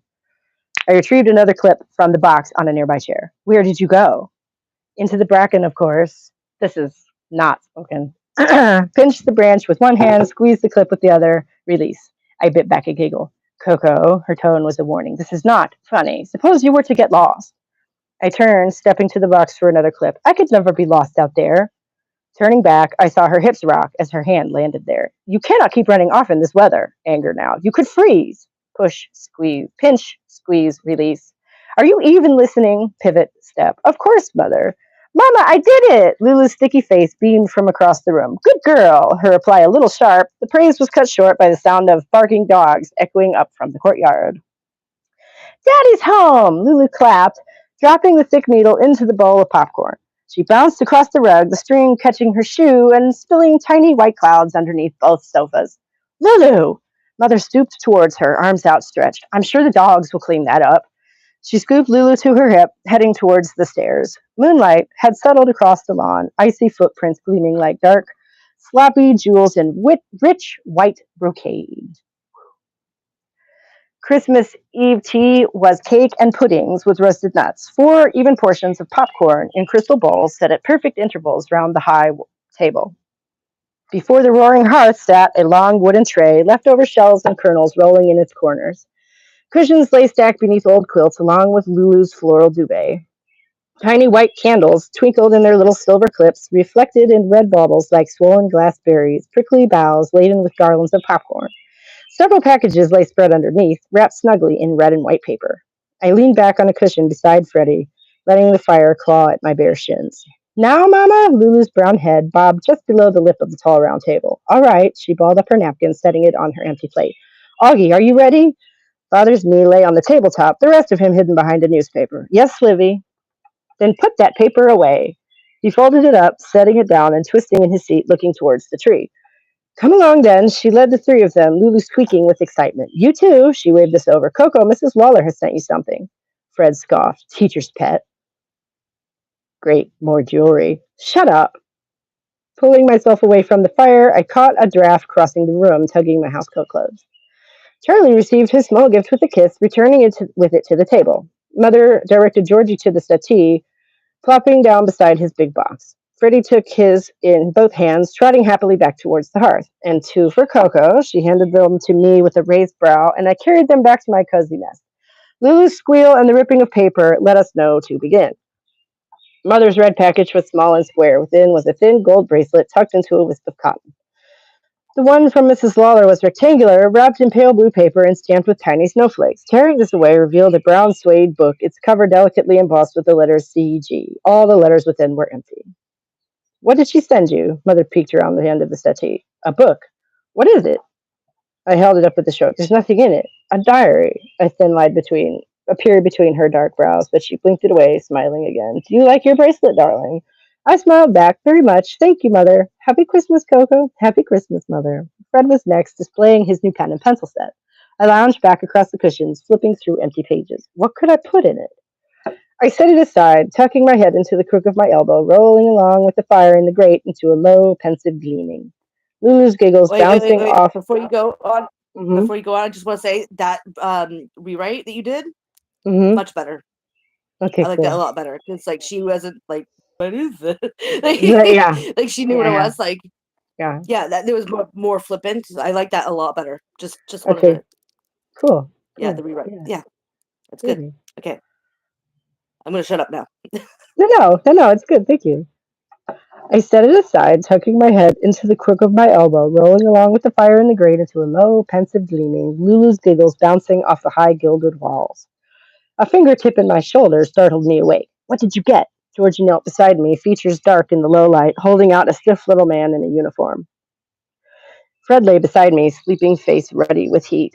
I sat up, yawning, accepting the little tin man, a bracelet, and a diary. A diary? George snatched it up, opening it sideways and letting it flutter shut again. Strange. He stood up, handing it to Charlie, leering over us. Here you go. Charlie popped the covers apart, then snapped them shut again, gripping the outer edge to run a pointed finger along its smooth spine, nodding. Too nice for a girl. He tucked it under his arm, turning away. Hey! I sprang up, pushing past Georgie. Shh! Mother hissed from beneath the floral duvet on the sofa. She's finally asleep. I followed Charlie, biting my burning tongue until I was safely round the curve of the stairs. That's fine. Not anymore. His taunts echoed up the stairwell, the ball of his head bouncing on around and down. Yes, it is. Give it back. One hand pressed against the center column, the other splayed out for balance. I skidded down the narrow edge of the spiral staircase, momentum propelling my leap through the bottom doorway. His long legs had already carried him to the far side, and he jogged through the next doorway as I flew along behind, housecoat flapping. He stopped, turning to face me, and I had to stamp my sore feet to keep from crashing into him. You want it, little sister? He smirked, holding it above his head. Yes, I fumed. Here it is. He tossed it high. Georgie jogged through the doorway behind me just in time to catch it, wrinkling his nose at it. I don't want it. Pages fluttered as it flew back overhead. I do. I leapt for it, missing miserably. Charlie scoffed, snatching it out of the air. What for? He tossed it back again. It's mine. I jumped uselessly. Give it back. What do you have to write about? Georgie's voice in my little book came from behind me. What do you care? I sputtered, fluttering between them. I don't. Charlie gave a lazy toss.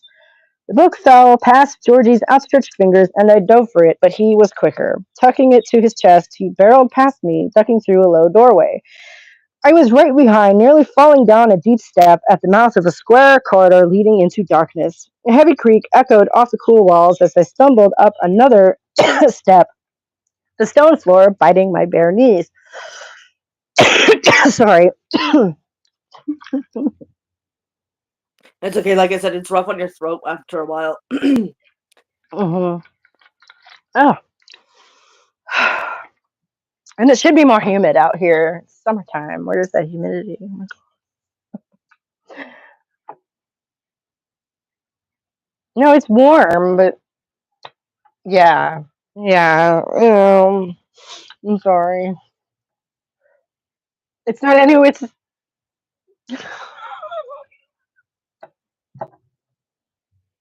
Sunsets. Is it really nearby you? No, Okay. it's Oh my mostly now. Right goodness. now, it's like mostly in Alberta and Saskatchewan. I Mhm. think maybe Oh, Manitoba, okay. something like that. So it's more in the prairies right now. But this Right. is still just June. So Right. Oh my god. Oh my god. It's so. yeah. Get back to the Anyways, story. I don't want to think about this. it's 1860. It's 1860. Come back to It's 1860 with 1860. me. Yeah. Yeah. And we're let's see. We've just fallen on our knees on some stone in the dark. Georgie's legs brushed past my face, and there was another wailing creak. I stood up, turning to follow, my fingers butting against wood. Georgie's giggles fading away on the other side of a thick door. Georgie! I smacked it, pawing at it, finding only wrinkled wood. Georgie! I held my breath. I could hear nothing but my own heart rushing in my ears. They will never get hold of one of my books ever again. Mother will surely find me. She'll ask where I am, flying to my rescue before too long. Charlie will surely be for it after this.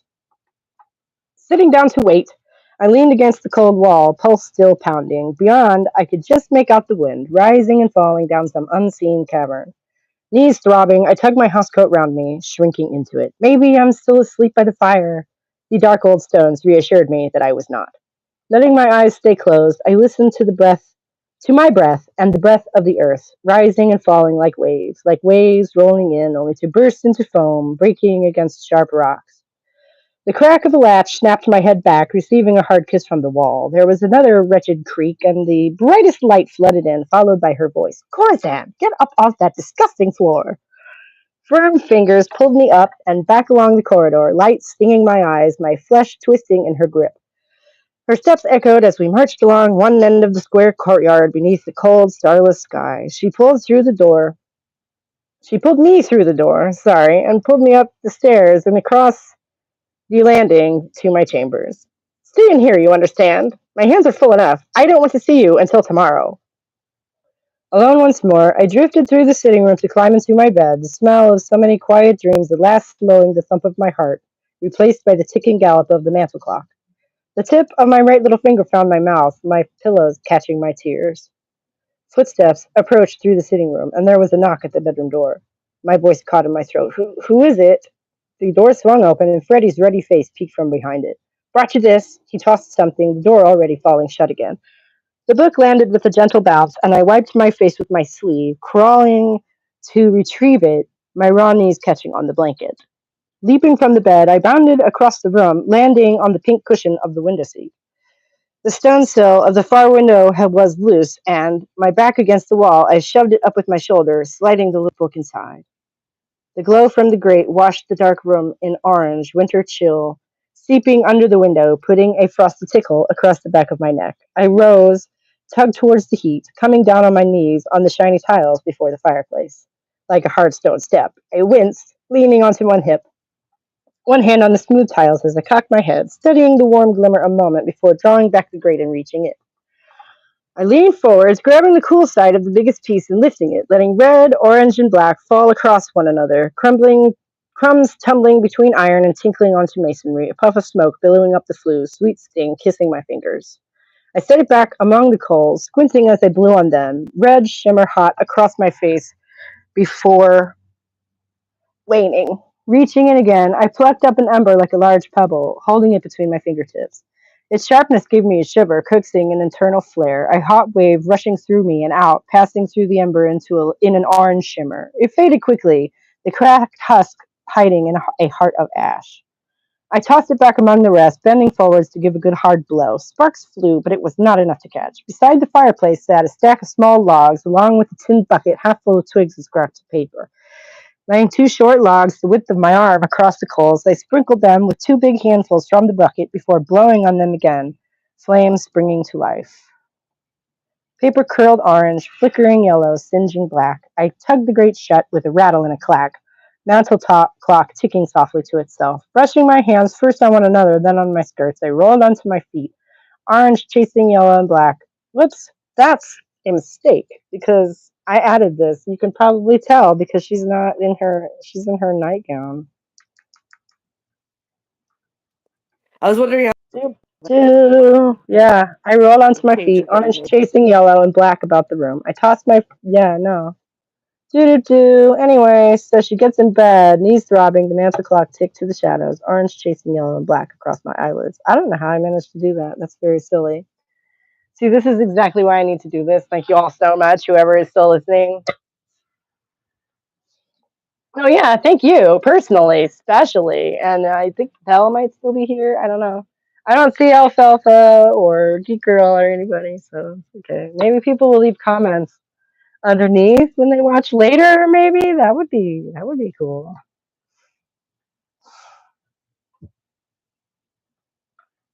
Mhm. Mhm. We get like 60 some views. This last one had like 60 some views. So, oh. Yeah, I'm gonna go ahead and italicize that so I know where to come back to later. Fix that.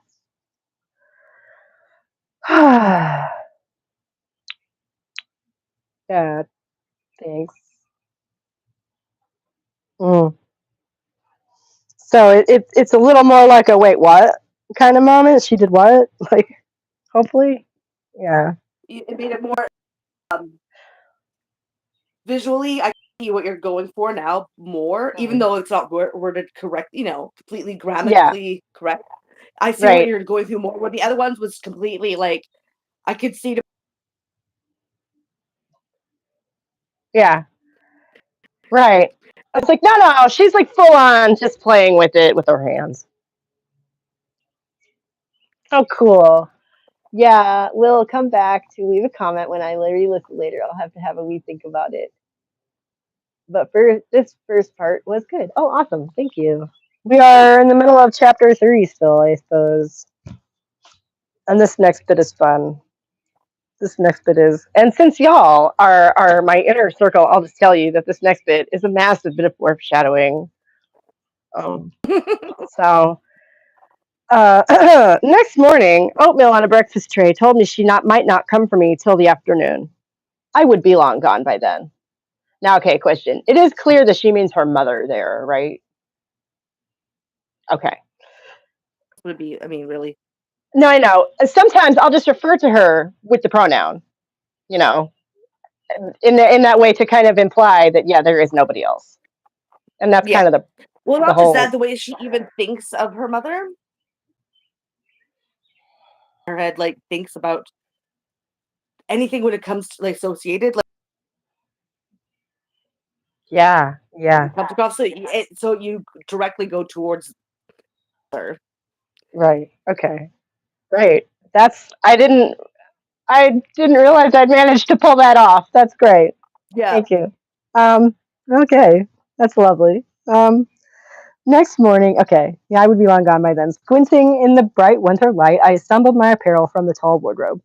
Wool stockings pulled gently over sore knees, covered with a pair of Georgie's old trousers. A cozy shift, followed by my lucky blue linen, just taken out again, molded over by one of Father's thick pullovers. Over it all went my fur-lined cloak. New knit cap made my head itch, and matching gloves made my hands next to useless, so I crumpled them together in my pocket. Finding the kitchen empty, a few other things found their way there too. A loaf of white bread, an orange, and a bit of leftover liver. I wrapped these in a cheesecloth and tucked them safely away, stealing a swig of milk from the icebox. Stepping out into the bright sun, I broke out running across the high lawn, smelling frigid old smoke and blowing out great white clouds. Reaching the far corner, I took a running jump against the heavy gate, but it resisted, and I skidded backwards. I glanced over my shoulder. The curtains in the corner window remained shut. Crossing back across the frosty grass, I followed the overgrown line of stones stacked flush with the turf. This half-buried little wall faced a low ditch designed to keep deer off the grass. I hugged my cloak closed, hopping down and following back along the crumbling masonry, meeting the path on the far side of the gate. Passing the gate and the break in the trees where the pond lay hidden among sleeping rushes, I left the footpath for the dell, hopping from rock to root, following the rushing winter stream. I tiptoed along the muddy edge until it met a brook, crossing currents rippling beneath the broad reach of a hoary old tree. I hiked up my skirts, stockings tugging at new scabs as I wrapped my fingers around the thick veins of bark, shoving my toes into the crevices. Up higher than a man's head, one massive bough jutted an elegant curve across the water, thick fingers spread above the opposite bank. Balancing from branch to branch, the dance master's voice echoed in my ears. Stand up straight, straighter, shoulders back, head up, do not look at your feet. What silly advice. I toed along the lines in the bark until I reached the far side, stepping off atop the high embankment. I'd love to see an adult try that. A few steps pushing through undergrowth brought me to a thin ribbon of packed earth meandering through the woodland. Bare branches met above, too low for a man to walk, a tunnel of sleeping woodland following the ridge as it sloped towards the sea.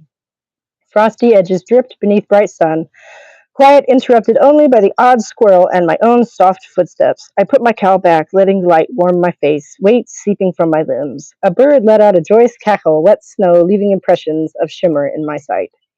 Pausing before the thick, rotting trunk of a fallen tree, I knew that the trackway carried on following the ridge, eventually leaving the woods for grassy hills. To my left, the other fork disappeared between the trees. Today, I would discover what lay in the wide, shallow valley beyond the dell. The trackway wandered down, following the slope of the hill as trees slowly gave way to tall grass between big shrubs. Sleeping vines coiled round waxy leaves, woven undergrowth keeping my eyes on my feet. The high tops of evergreens swayed in an unfelt breeze, shadowy bracken still and silent. Away to my right, a bright, flat patch of snow shimmered in the sunlight. I clutched my cloak round me to push through thorn and nettle, breaking into a wide, circular clearing. I traipsed straight across, counting 50 large paces before reaching the far edge and turning back.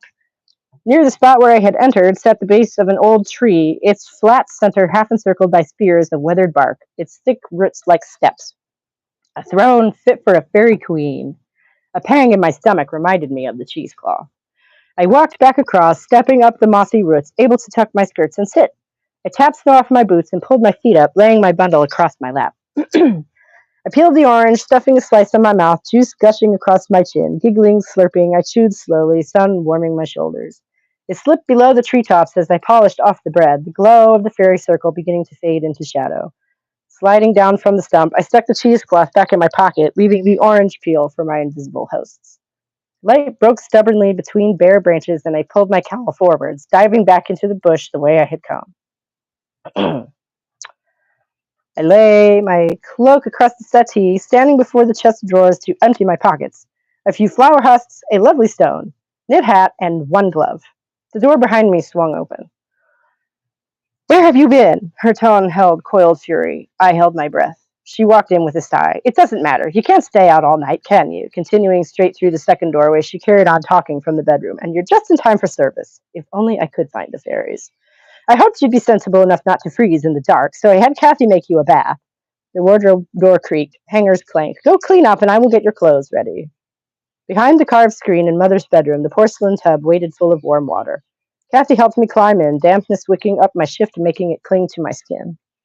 I leaned against the inside, sliding down slowly until water covered me, warm wetness soaked into my hair, my shift bobbing against my knees. Sitting up, I blew warm drops from my lips and nose. There's a cloth for you. Kathy was bundling my discarded things over her arm. Rub it in all the creases while I fetch dry underthings. I took the frothy rag draped over the lip of the tub, following her instructions. Streams of tiny bubbles crowded the surface, the warmth beginning to fade. I stood up, shivering, the thick white towel doing nothing for the dripping, clinging linen. Kathy wore a soft smile, gesturing towards the bed and the warm, glowing grate. I laid them over there, lassie. My long petticoats brushed the snow, and I wedged between. I brushed the snow, period. That should be a period. That's confusing. I wedged into the carriage beside Freddie, drawing my cloak round me, my breath in puffs of mist. Lulu climbed in after, carefully perching amid the mounds of dark fabric on Mother's lap beside George, Charlie sliding his thin frame in next to them as we lurched into motion. Lulu's eyes grew wide. What about Daddy? Mother patted her shoulders. He'll be along.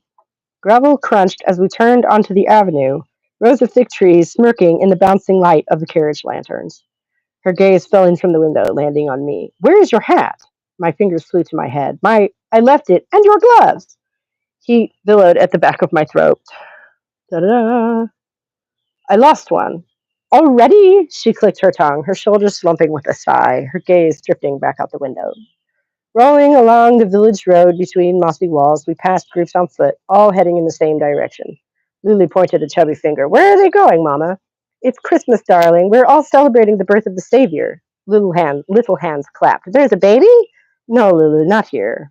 Aw, brown curls swayed as Lulu whined her disappointment.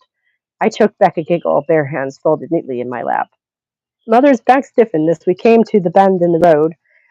The little road bulged into a curve in the wall before narrow steps cutting a gentle curve across a low hill. The steps had been swept clear, snowy grass at the top dotted with icy caps on rounded stones gleaming in the light of many lanterns. Inside was packed with evergreen boughs, glass baubles of every color dangling everywhere. Voices buzzed, Mother shooing us past the two white stone figures in the back corner, sleeping through it all. I followed my brothers, passing up the center aisle to squeeze into the front pew.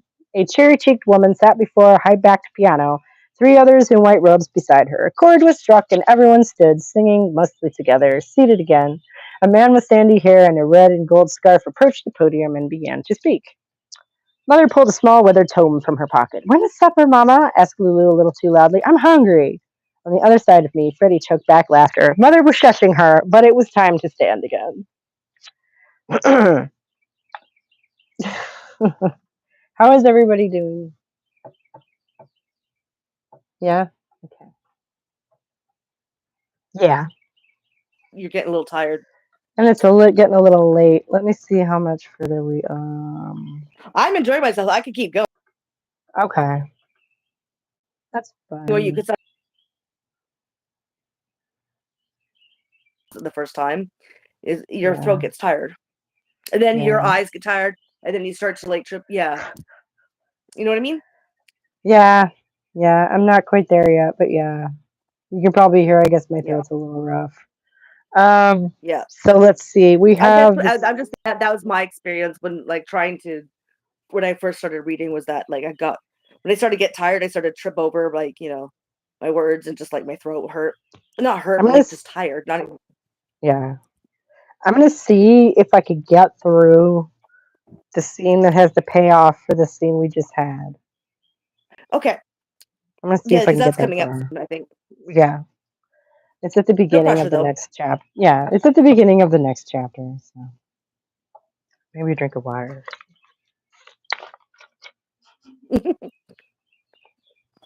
Like I said, I usually have like a big like mug, like not even a mug, but like one of those. Yeah. Right. No, this is my mug that's been sitting out here for days and needs to get taken in. Do you see how big it is? Yeah. I had such a headache the first day. Anyway. All right. So.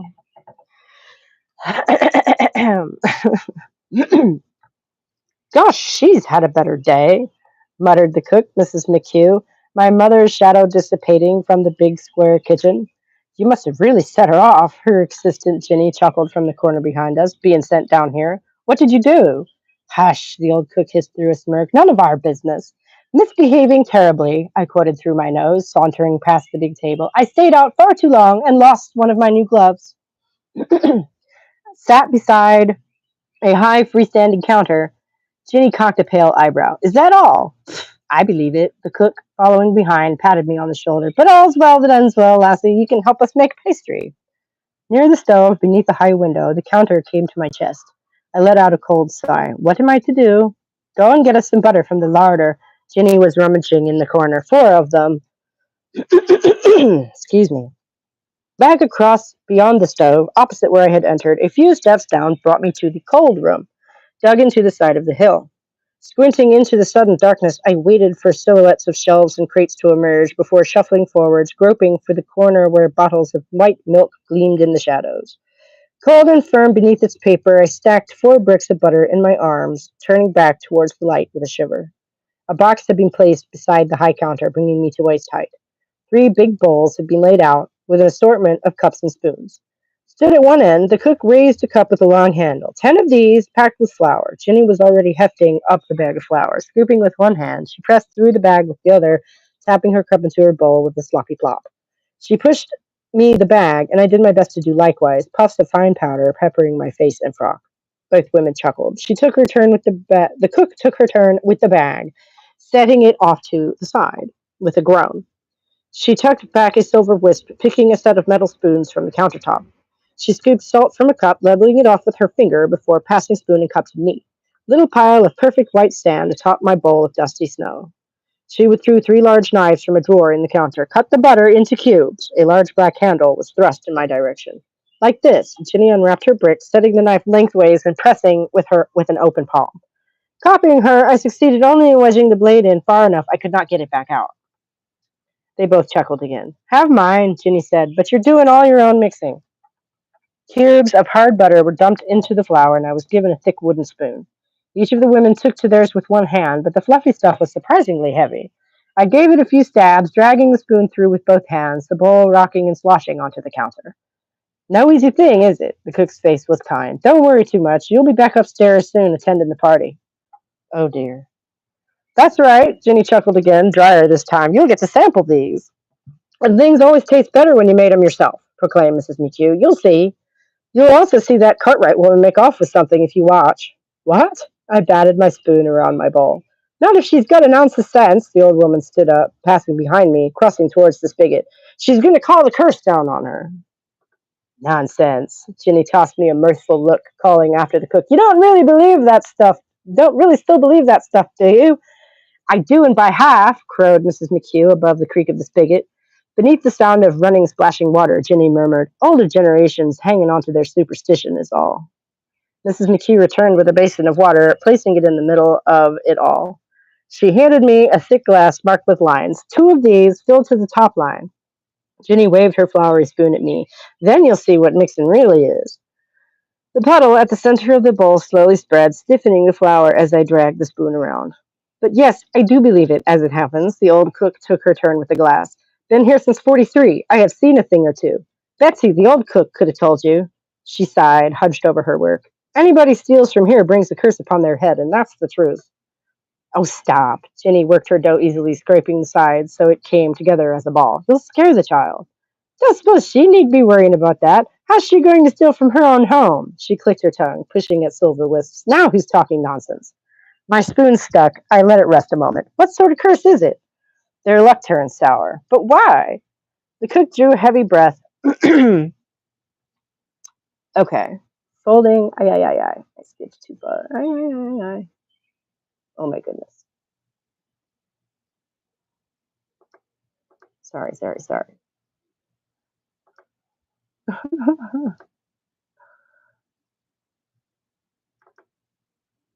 The cook drew a heavy breath, folding her hands as she leaned towards me.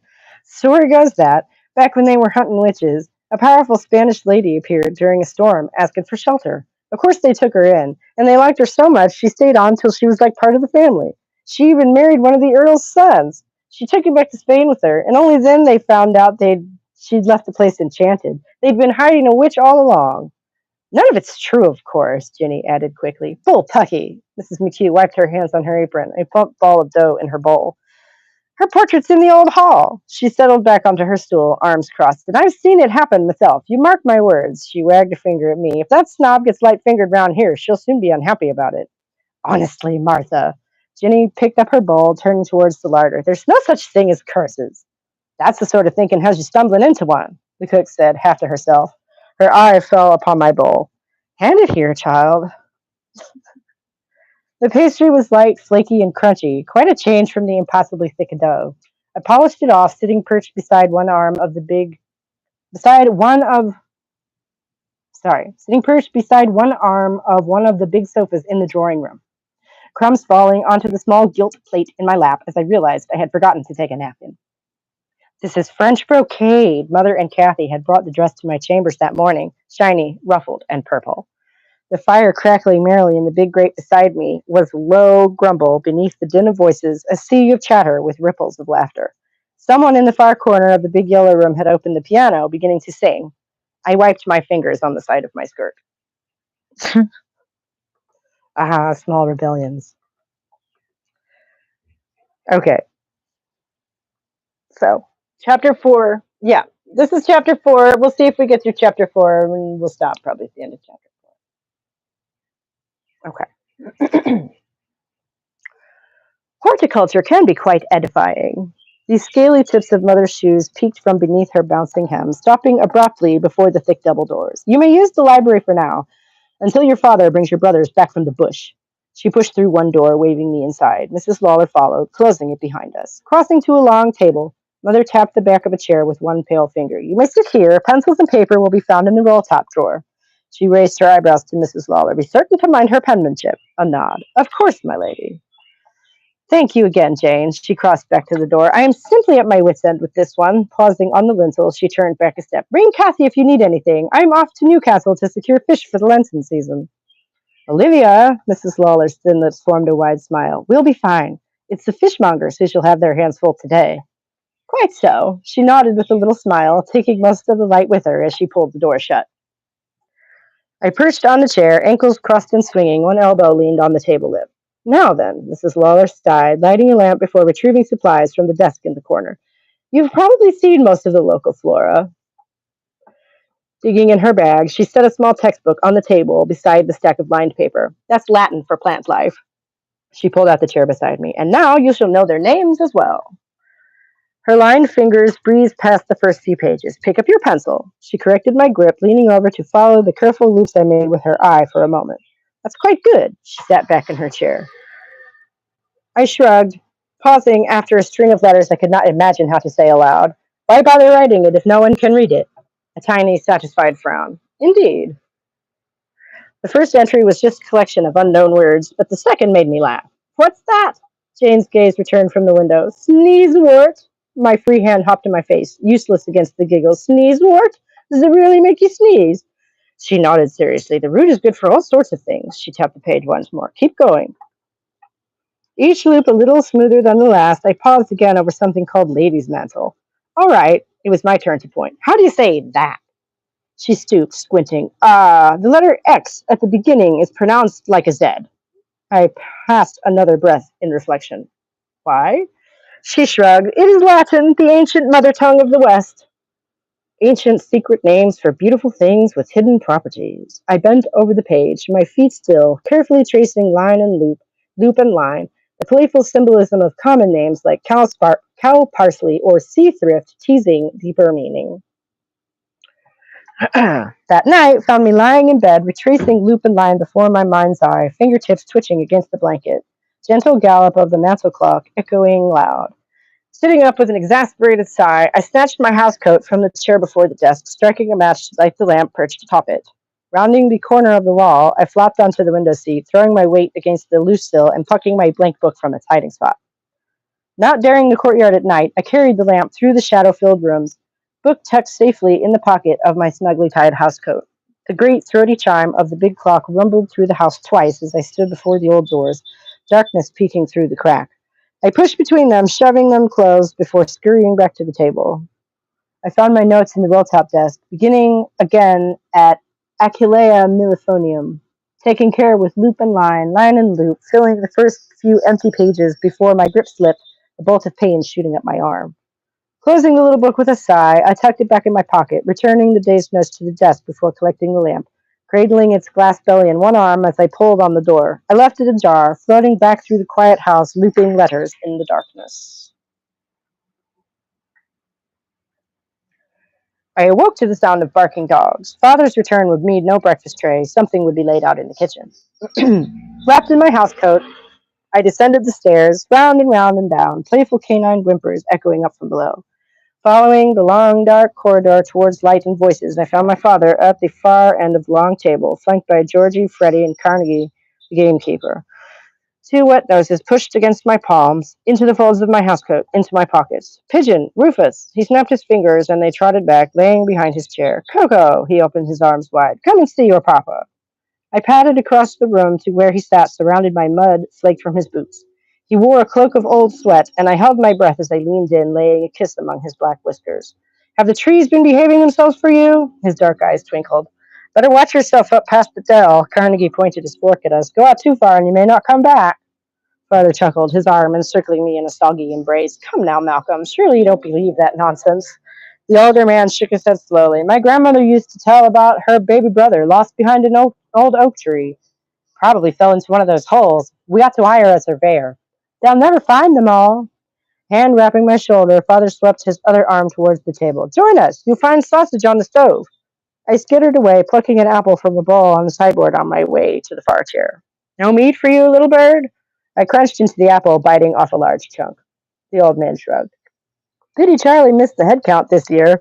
Father tore a griddle cake with dirty fingers. The weather was very good for it. He stuffed half the griddle cake into his mouth. Carnegie was smiling across the table at Georgie, and he missed Georgie's little show. Oh yes, Father snickered. I had no idea you were such an acrobat, old man.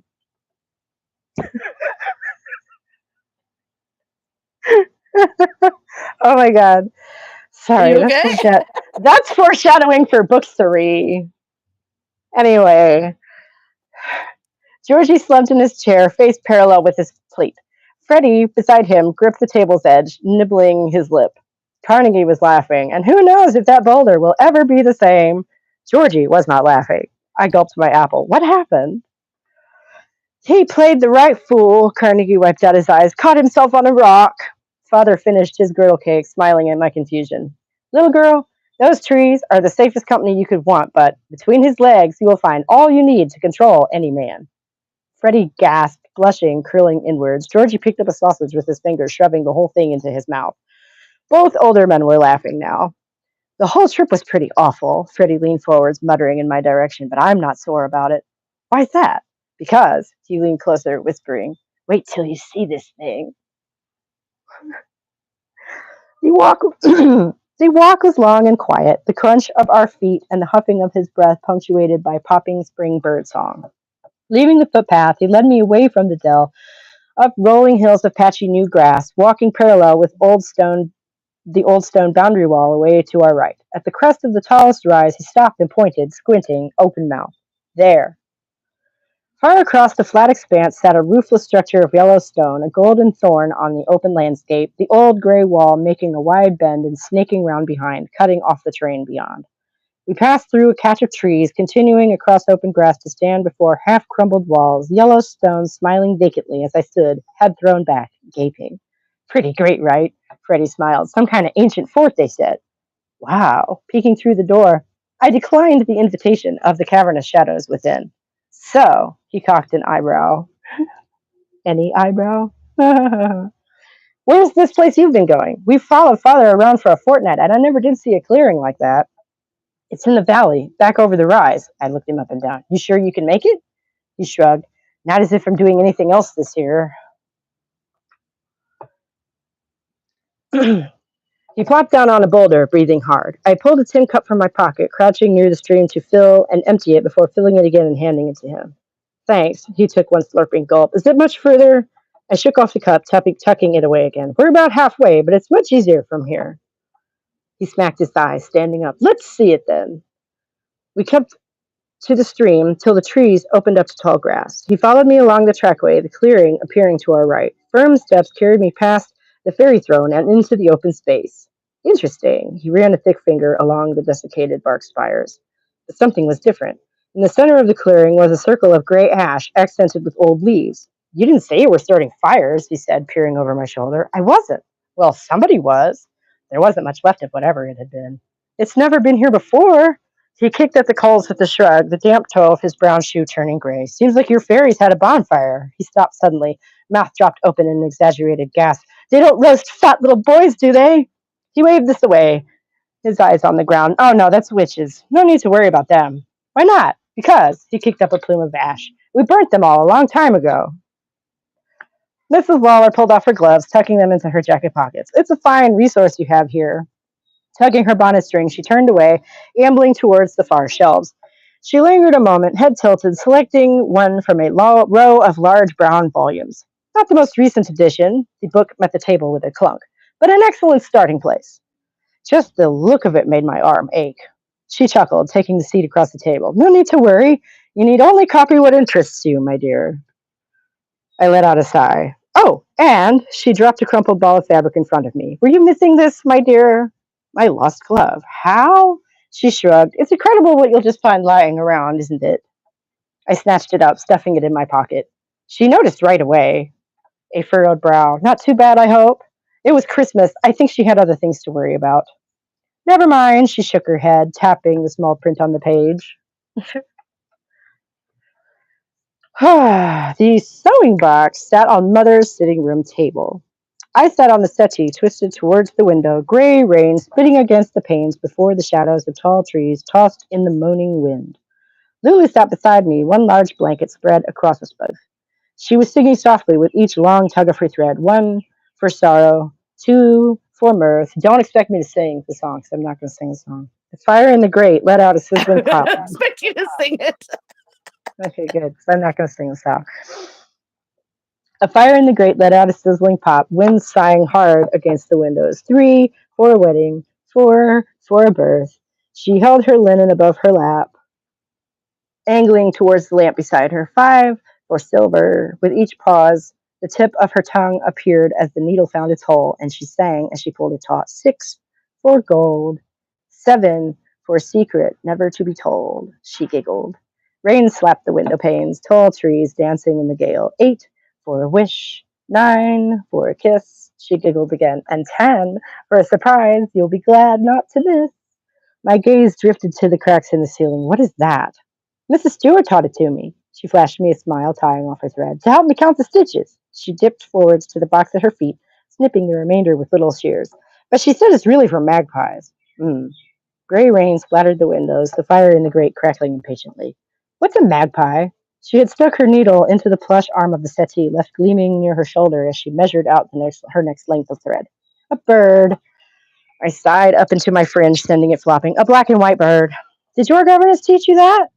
I scoffed, twisting back towards the window. Jane is not my governess. No. Mother bustled back through the bedroom door, tying her housecoat closed. Alas, word got round, and so it falls to me to rein you in, weather permitting. Lulu! Rounding the settee, she had spotted the needle. My settee is not a pincushion.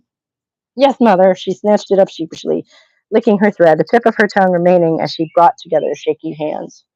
Coco, mother pawed through drawers in her sewing table. Where's yours? I sat forwards, opening the box to withdraw my linen, needle dangling from a small green patch. She frowned darkly, settling into the armchair beside the fire. Better get started. You will sit there till it is finished. Beside me, Lulu was humming the tune quietly, pausing with each stick of the needle. The wind sighed against the windows. I plopped my cloth in my lap. Where had I stopped? Hopelessly lost, I started making little green squares without counting. What are you singing, darling? Mother asked without looking up. It's a counting song. Mrs. Stewart taught it to me. Rosy cheeks beamed. But it's really about birds. Well, let us hear I it like the then. fact that you hummed it. Well, otherwise it's just I like that. Just okay. I just wanted to say. Thank you. um, all right. Lily began to sing aloud as she stitched 3 for a wedding, 4 for a birth. A sudden crack in Mother's laughter stopped us both mid-stitch. Oh, that's superstitious rot, she carried on, chuckling to herself, pulling her thread taut. One cannot predict such things by counting birds, of all things. What do you mean? Lulu's brown eyes were wide. The only way to ensure a good marriage is to make yourself a good prospect. She sighed, glancing disdainfully about the room and lowering her voice. And you will want to marry up. Do better. Better? Both my hands were in my lap. The fire popped, rain spitting against the windows. Ideally, she shrugged at her needlework. But with stitching like that, you will be lucky to land in a hovel. She chuckled dryly. One way or another, you know you cannot stay here all your life. And next scene, rain smacked endlessly against the glass as the dancing trees beyond faded slowly into darkness. At supper time, Mother gave me a hard frown. I meant it. You will sit there till it is finished.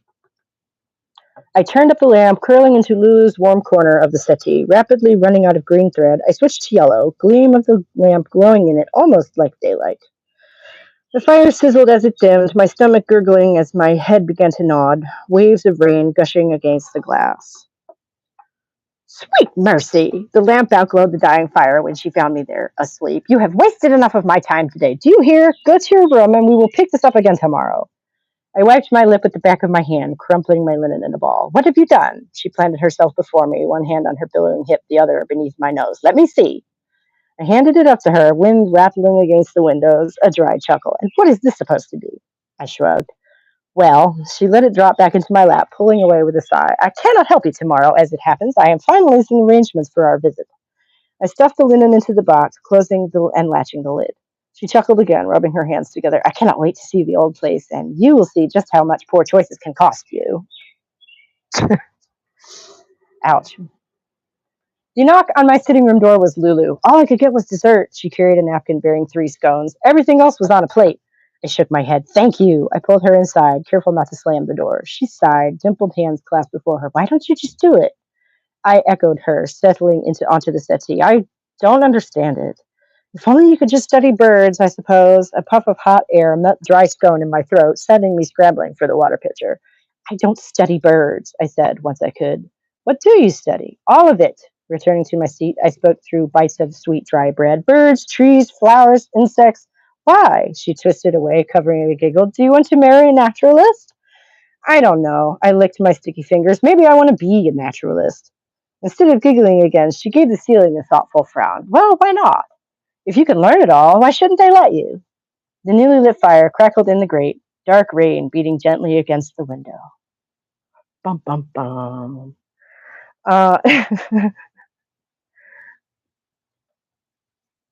That's a bum, bum, bum sort of a moment. Um, is this? Oh, okay. Do okay. No, we're this is all the same chapter. See, this is why it's draft, and it's this chapter feels really long. Is it me? Chapter 3 feels really long. No, this is chapter 4. Okay, anyway. I heard I'm gonna have to go back and listen to this, aren't I? Oh no. Just to do my due.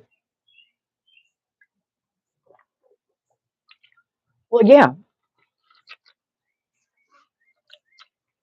Because why didn't I just do it perfect? Oh my god. Right? Other people do stuff perfect, except they don't. You know. Ah, right. Because yeah. Yeah, and I need to just detach from that so I can listen to it and try and get some sense of the pacing because I have no sense of the pacing. I'm hoping someone can tell me if the pacing is any good or not because I've lost all sense of. Okay, quick thought. I want to be a naturalist. Feels a little aware for a child. Thought maybe that's intentional. I'd expect a child to say something more like, I don't know, I enjoy learning this stuff. Yeah. I mean, it's I guess a reference to the times because, you know, who was one of the most famous men on the planet in 1865? Charles Darwin. That's who. Anyway, um, maybe this is the kind of feedback I need though, because maybe I need to address that. Do I need to? I don't know. Uh-huh.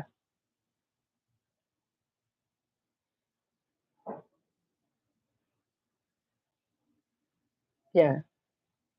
Right. Right. Right.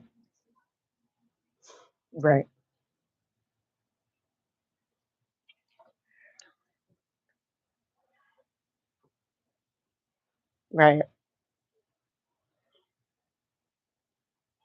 Right. No, yeah. But it's the lines. Hey, girl, how you doing?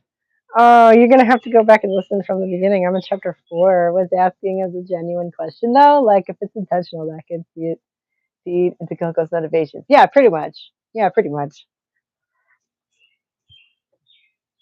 You got it. Wait, I can't do that anymore. You got it. The okay sign is not okay anymore. My bad. Um, yeah. So it's characterization, yeah. And everybody in this day is worried, obviously, about who you're going to marry. So, you know, that's why the girls are. I mean, to me, that feels like a weird conversation for like a 6 and an 8-year-old to have. Right, right. No, I know. Oh, it's so just dismal. Oh my God. And you can,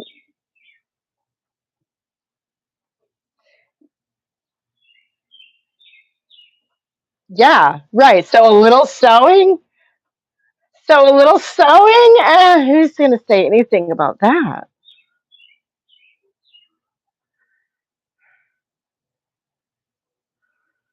Yeah.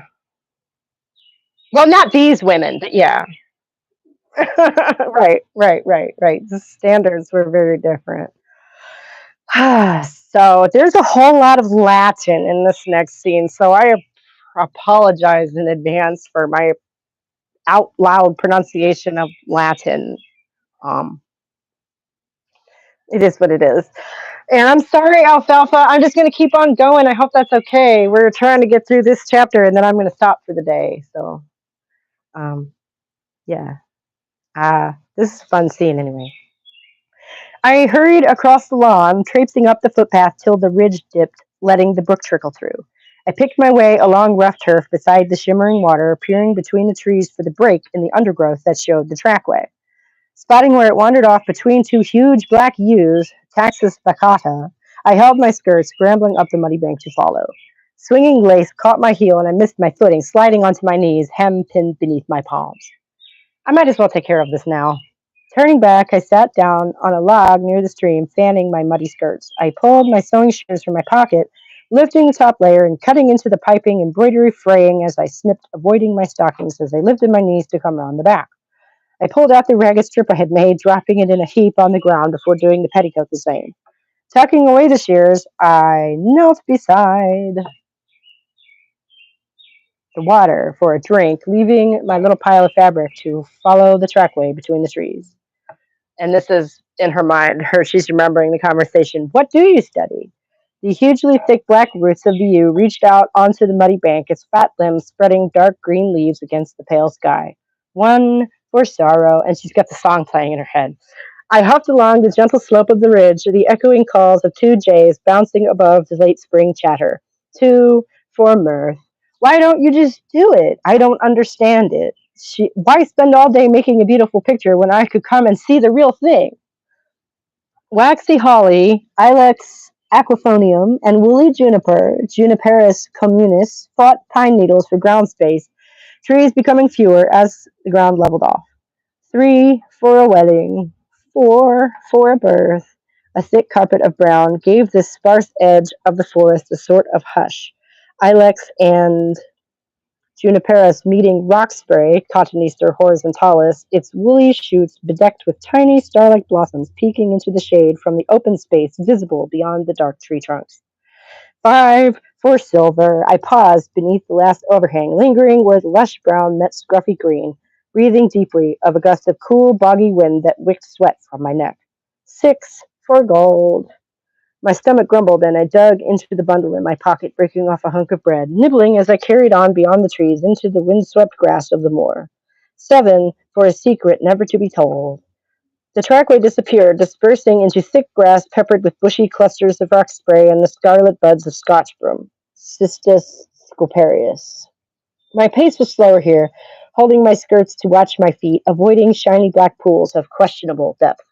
8 for a wish. Squinting, wind in my face, I wove my way between scruffy, dancing greenery as the sun crept up the clear blue sky. I polished off my pilfered bread, my throat dry. I wonder if there might be something, some kind of bottle perhaps, somewhere around that place that no one would miss. 9 for a kiss. Drifting towards the rising sun, I paused, wiping my face on my sleeve as I glanced towards the horizon. Away 10 for a surprise you'll be glad not to miss. Away to the right rose a crag. I flitted towards the top, hoping for a glimpse of the sea. Do you want to marry a naturalist? Maybe I want to be a naturalist. Grass dangled round the mouth of a large dark hole tucked into the crook of the rise. Stone steps, green with time, descended into the hill, disappearing into shadow. A cool breeze wafted from below, sending a shiver through me. Whiffs of moss and wet stone greeted me as I ducked inside, stopping to sit halfway down the little staircase within the shade of the hill. I pulled an apple from my pocket, my eyes adjusting to the darkness. The waves of the cavern were painted with little bits of yellow, twinkling all around like stars. I don't know, I might change that wording. That's a little bit confusing. It sounds like somebody painted it, and it's not. It's lichen. But anyway, I took a second bite, stuffing the apple away again, standing to tiptoe across the rocky floor. An angled shelf jutted from one side, ending in the rough wall of a long, rounded space. I called out, the echo of my voice saying this was no small hole.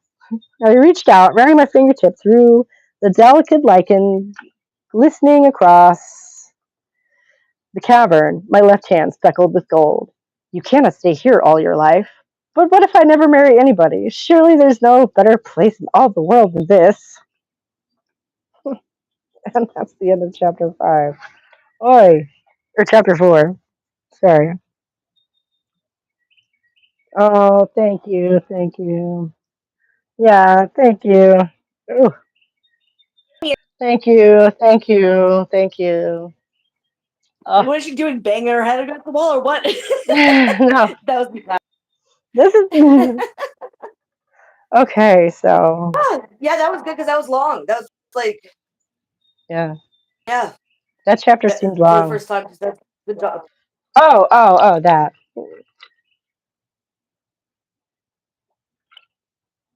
The fact that this is getting Yeah, on, so like, yeah, maybe. And I think that's we're all on that page is. 40. We're at page 40, so we're about halfway through the Yeah. part that I had edited, so that's cool. I don't know. Did you Yeah. want to go back to doing your reading next time, or did you want me to finish this? Because it looks Well, like I could probably finish it in one more go. I don't know. I was going to ask yeah. people to comment. Well, maybe we could switch because I've got the next one that we're doing is Mhm. one full chapter that I'm doing. Mhm.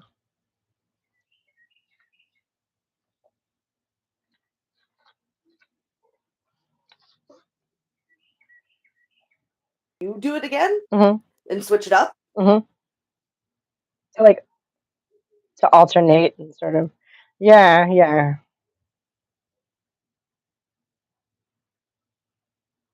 Okay, so it's kind of a big chunk. You're going to want to rest after that. Huh. Okay, that's cool.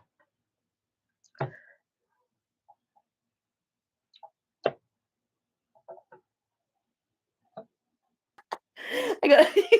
You just don't care about anything else in this world, do you? Well, simple pleasures. I don't know. At least you know what you want.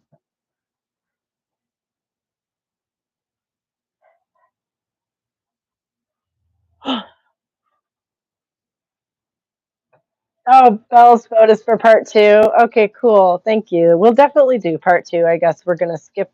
Next time, we'll do a chapter from The Witch Burnings. Sigh. Sad. Boo. But, yeah. It was. You gotta see the It capitals. is too amazing. We finally found them, and of all the places, right? I would not have anticipated. I don't know. Maybe it makes sense. Witches love cats. Do it. Okay, Oh, hold on. nice. It's kismet. Mwah.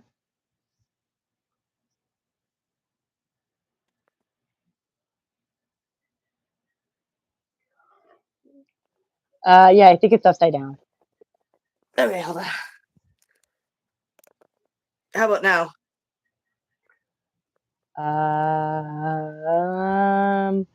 Dog on it. It's hard to see. Yeah, I think you need to do another 90 degrees. Cat people. I'm having trouble seeing it myself. Oh my goodness. Oh, if I had a bigger screen. But it won't let me do this on the computer, you know that.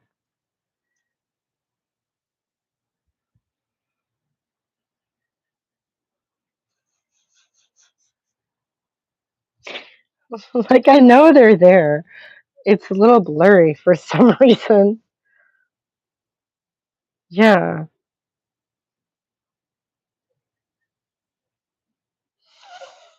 Oh Do you see it now?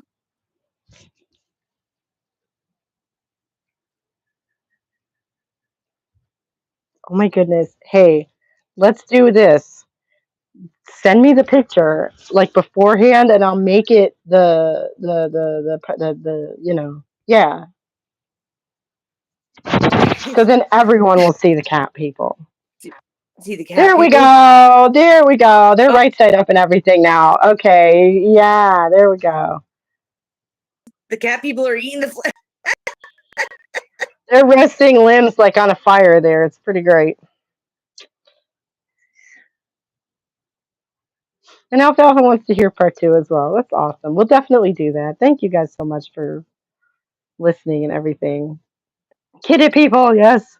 Yes. That's too funny. Kitty people.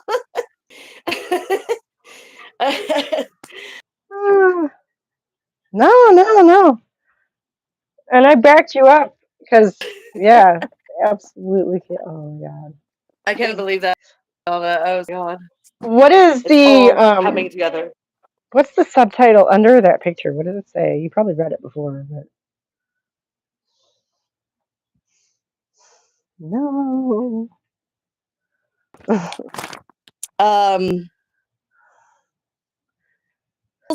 It's Caribbean Indians as devil. Smollett. That's right. As we were saying, who knew we just needed to go to the Caribbean to find cat people? And then that's why we talked about like with they're eating the cat. Ah! Oh my God. Mm. But they can shapeshift into.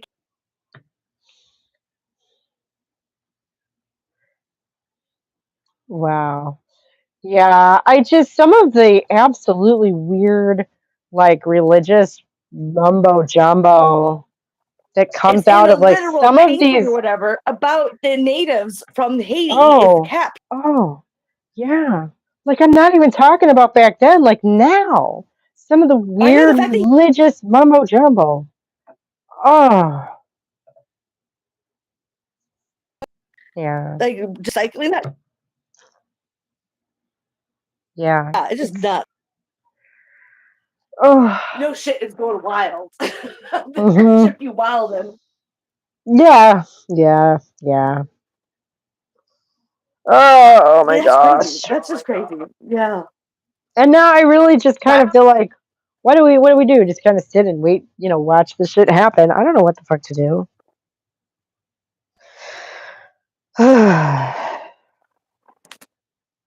Well, my problem is that there's not really many people here where I live that I could. There's things that could be done, but you have to organize. And the thing is, everyone is just like super focused on their own shit. They don't Yeah. have a Well, it's like a lot of us are living in kind of a state of precarity, you know, like, oh, and I feel like that's, I feel like a lot of people have sort of been kind of ushered into oh, well, yeah, definitely. like, and they just don't. It's like you're just playing into the hands of what they like, of these way of these different sort of ideological ways of thinking that is totally manufactured. Oh, no, I agree. They don't even see it. Yeah.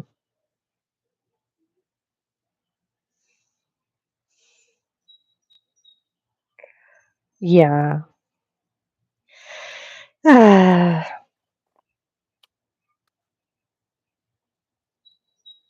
So, yep,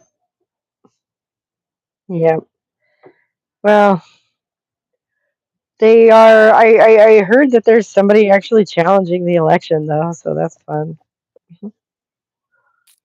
Yeah, but what do you mean by challenging the election? Like what? I How? mean that What's there the what? was. Is it Rockport, New York, where like the entire like all of them. It's a liberal district. They voted the entire like docket or ticket or whatever was blue, and there wasn't a single vote for Kamala Harris, Hmm. which just looks super like weird. It's not really weird because New York's quite conservative. They just like to put on a Oh liberal no, face. all of these people are literally coming out and saying like that's not how I voted. Like these representatives and stuff from this area, apparently it's some big to do. I need to look into it further, and I haven't. And I haven't because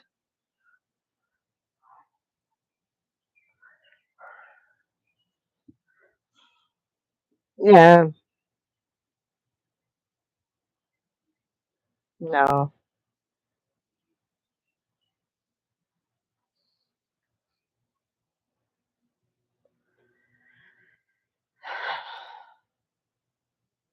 If Trump gets in, it's easier. Yeah. Just obviously, Kamala.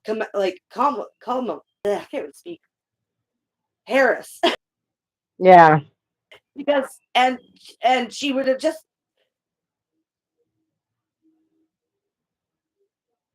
The only difference is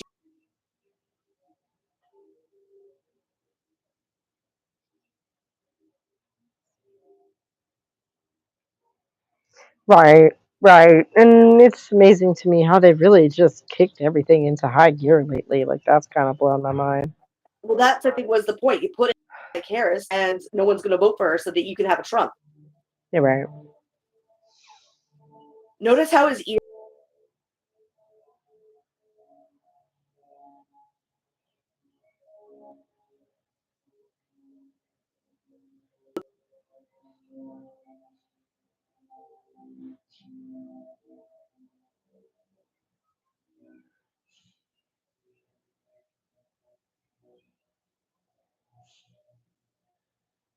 I hadn't even thought to look at that.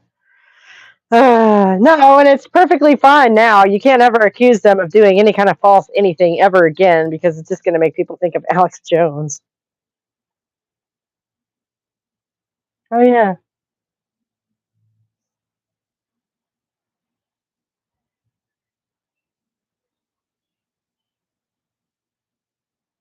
yeah.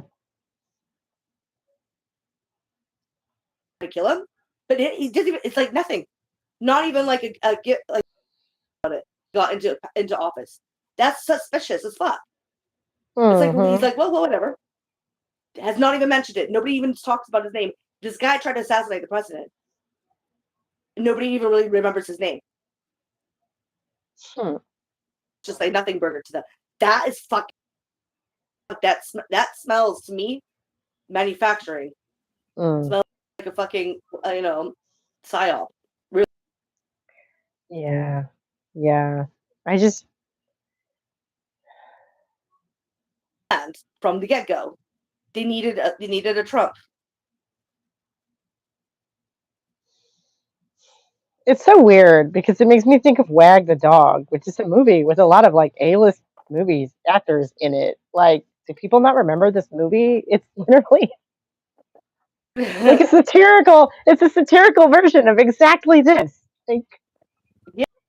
with Dustin Hoffman and Woody Harrelson and Anne Heche and like a big like there were big names in this movie. Does no one remember this movie? They like I learned this lesson when I was like, oh my god, it scared the pants off me when I was like 14. I saw this bitch on the TV and I was like, oh, interesting, like, and they literally present exactly. It's like the politician brings in a movie producer to like set up this whole thing around this guy who's a patsy who's made into a hero to like align the people in this certain way to do what they want him to do in this Yeah. election. It's like literally exactly what, but it's like a satirical comedy. Like Woody Harrelson's character is like a violent Well, I criminal mean, who look they at try to. No, I know. this is all happening in the way it's happening. So, like, No, it but makes sense. I don't know, take it from the. this movie's like 30 years old. Like I don't. Yeah. No, I know. That is weird. I haven't really looked into it, but yeah, no one talks about it. That's not even him, which you're right. That's weird. Like you'd think he would talk about it. You're right. He's the kind of guy who would. Try to get to the bottom of who tried to kill him. It's Oh, he's at got to the take those very guys of a least, fucking like. at the very least, he survived an assassination attempt. That's bragging rights. At the very least, I mean, come on. At all. Huh. Bringing it up. Not even bringing it up.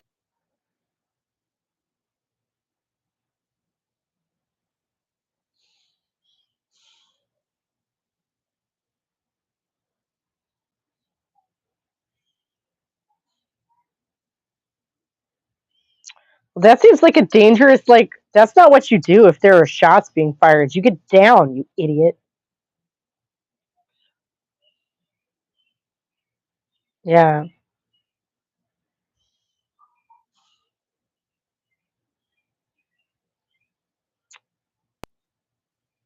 Yeah. They're just like blind. Oh, no, no, no, no. I just hadn't thought about that particular incident. I just hadn't thought about that particular incident with as much depth because he didn't die, so I kind of don't care. that, that would have been the headline for me. Well, I mean, it's good to. Yeah.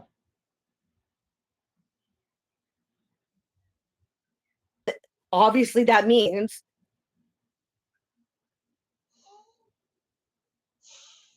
Yeah. And then why would they do that? Doesn't make sense.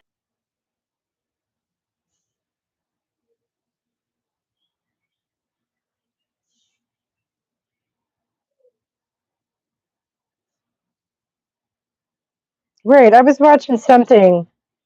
Sorry. No, I was watching something about the chatter is that, the empire is crumbling, and dude was like, no, the facade is what you're watching crumble right now. There.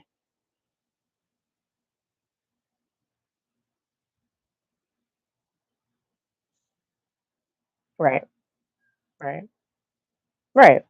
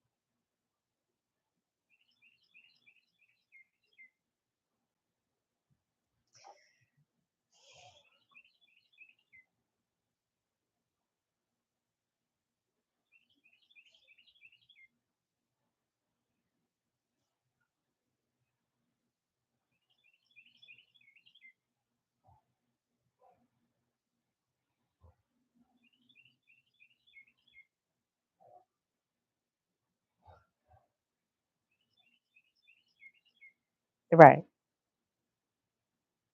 Right.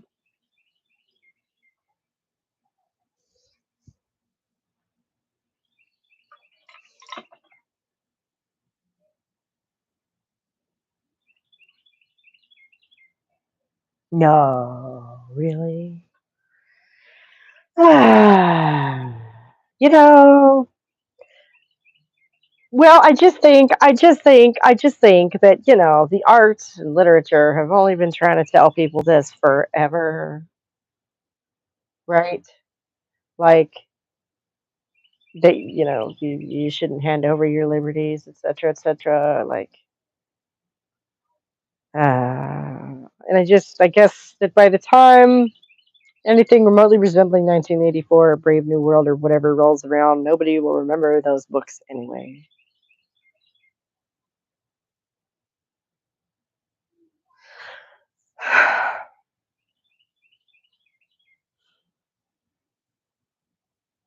Right.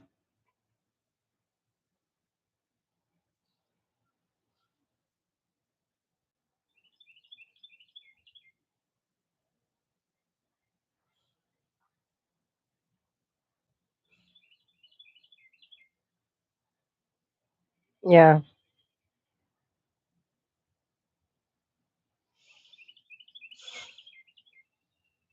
Well, I'm just hoping to add, a little something to the mythos, to help. Uh,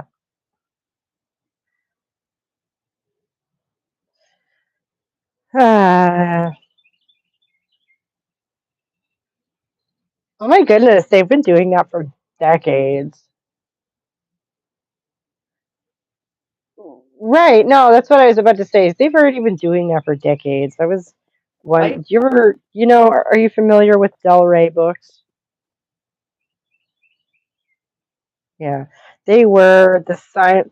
They were for decades the science fiction and fantasy like publishing house under Ballantine. If that makes it rings any bells for you. And they were run by one husband and wife team who literally dictated every science fiction and fantasy. Like they were the people who set the tone in like the late 60s for the fantasy and science fiction publishing like thing. And he was the one who was like, yeah, we need a male protagonist, we need this, we need that, blah blah blah. Like basically copying. He's the one who decided everybody had to copy Tolkien for 30 years. Or you didn't get published. It was one dude. Like Yeah. I wish I could remember his first name because his last name was Del Rey, and I don't remember what his first name is. It was something Ponce. But oh, good. There goes a big fighter. No, I don't know. It looks like a fighter jet to me. It's like military planes. Can you hear that? Yeah, I can see them. They're way over there, but they sure are loud.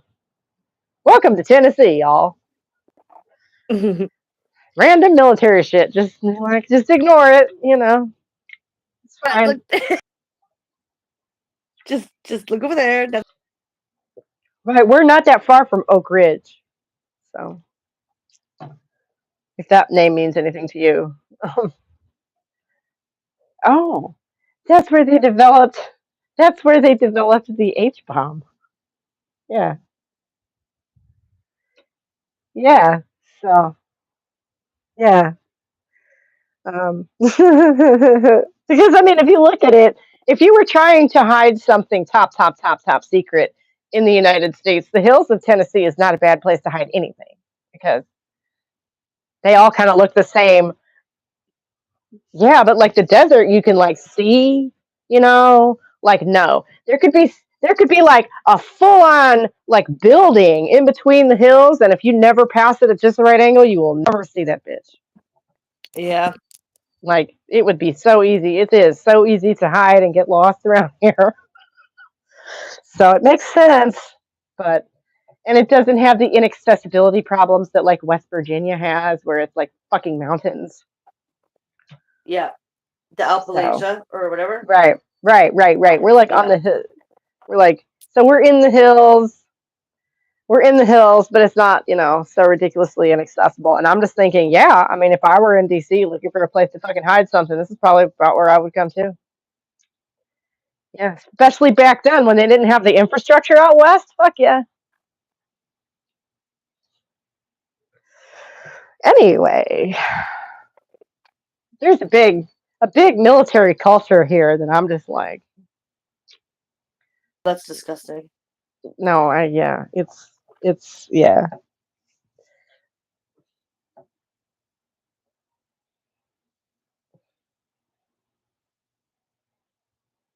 Oh yeah, no, and if you're worried about like, If you're worried about a place that's like gonna take a liberal anti-military turn, this is probably the last place you should be worried about, Yeah. honestly.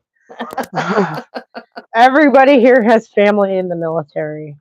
So, yeah. Yeah. Ah, well, they screwed my father-in-law out of a 25-year pension. That's what I keep going back to. Whenever it comes up in conversation, like you don't even need to get political. Just be like, why would you want to join an organization that screwed your dad out of his inheritance?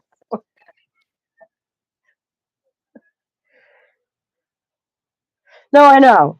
I know. It gets deep, deep, deep, dark, dark. Okay, I know, but I don't even have to go anywhere near that because they screwed this family over personally, is what I'm saying. So it doesn't even make. This conglomerate of military or families that have been in the military for so long, you would think there would be a few of them that comes.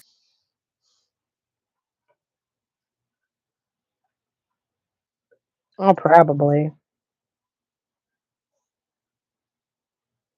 No, yeah, they probably just don't talk about it. I don't know.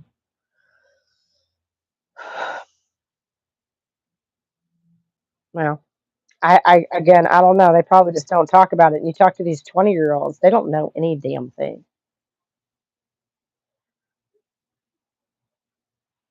I, I don't know. I don't know. I don't know. Call it Stockholm syndrome.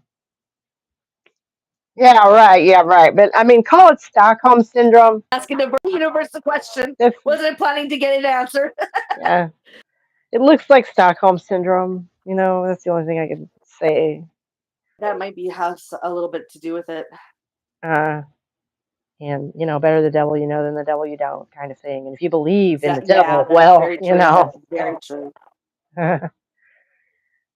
Right. And like I say, if you believe in the devil, there's a whole nother level to that, which like let's bring the faith into it. Like I really think that's a lot of it because like people talk about churches, their attendance is declining. Have you looked at Baptists? Because the Baptists, we have two massive Baptist churches in this town, and it's kind of like, what? Why do we need two? Like one would be crazy enough. But there's one in the middle of town, and then there's one in the middle of town, and then there's one over on the west side too. And it's just like, why did you all what? Okay, I feel like there's a I feel like there's a story there going back. Like two old men had a falling out, and he was like, "Fine, I'm gonna start my own church. Screw you guys." Because one of them is clearly older. One of them is clearly older than the other, and you're just like, okay. But they're both Baptist churches. I don't, right, yeah. I'm like, small town politics from back 50 fucking years ago or something. But like, oh, ours is the liberal church, and so we're the tiny ones. We are literally right next door to these people, and they use our parking lot, which is why I'm bitching about it. Maybe the younger church has blackjack and hookers. Yeah, right? You'd think, but no. It's Baptist. They won't allow you to do any of that. Which is I don't even why see I that don't. comment. Yeah. Oh, there we go. I see it now. And when we say younger, the architecture makes me think maybe 50s, early 60s. So it's still not, exactly Making hip. hooch in the back. This is modern. This is modern Tennessee. You can literally buy Tennessee moonshine in a mason jar at the grocery store. So, well, at the liquor store, but because we wouldn't want to put liquor in the grocery stores because that would be too much. But yeah, you can literally buy all flavors of moonshine here if you are so inclined. And they do free tastings over in the place where they make it. If one were interested in such things, I am obviously not much of a drinker, but people got to have their fun, I guess. Well, people got to have their fun, I guess. You know. As long as you don't get violent about it.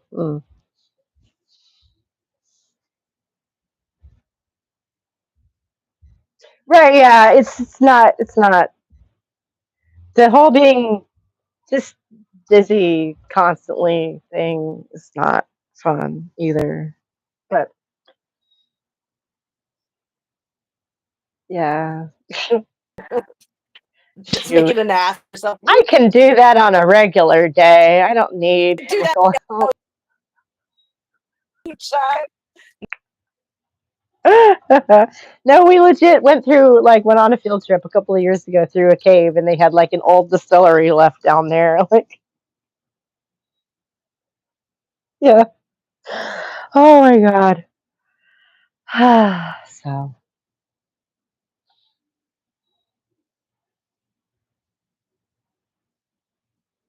yeah, I'm sure there's something else I need to do today. Probably laundry. So, it's always there waiting for me.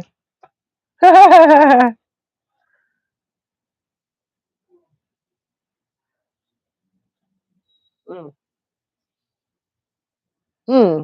Okay. Okay. Well, so 2 weeks, and we'll do. Yeah.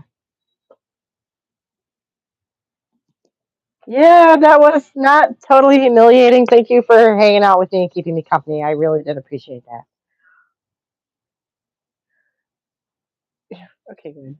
Okay. Okay. All right. And so 2 weeks from today, yeah, 2 weeks, and Kathy, we'll 2 weeks do the today. other. All right, cool. Talk to you then. Bye, hun.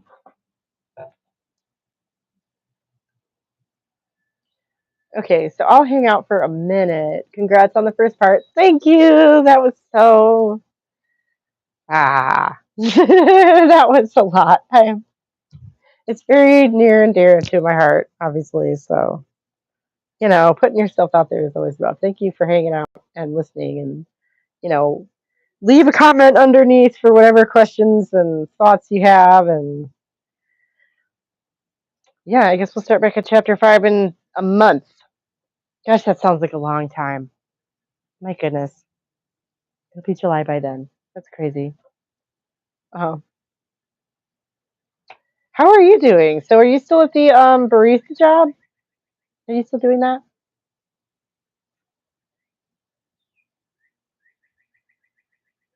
I'm gonna have to go in a minute anyway. My phone's gonna die, but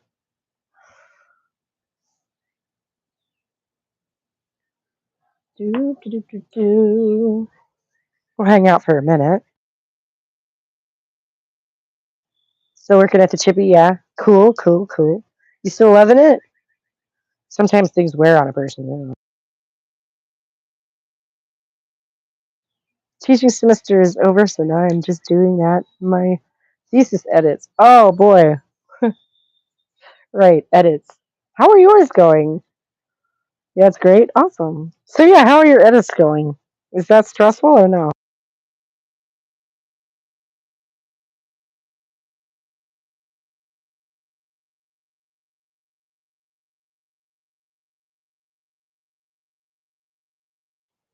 Extremely slow. Well, I've just kind of taken the summer off. I'm gonna be honest. It took us so long to get around to doing this feedback anyway that like I feel fine about that, but because it's like the most difficult writing I've ever done. Yeah, it's stressful. Oh, I'm sorry. Well, do you have a deadline for this part too, or are you just kind of floating free with it?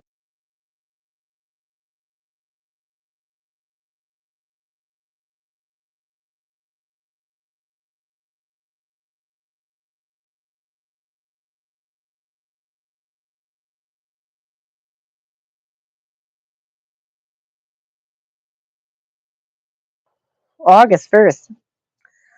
Soldiering on. Yeah. Oh, I'm so glad I don't have a deadline. I'm so sorry. That would be very stressful. But, so extra thanks for taking some time out of your day to hang with me. That's It's really nice to not have everybody just flee the channel because I'm not doing the crazy videos anymore. Not crazy videos, but like the topical stuff. Feels like current events are just crazy lately. Don't it?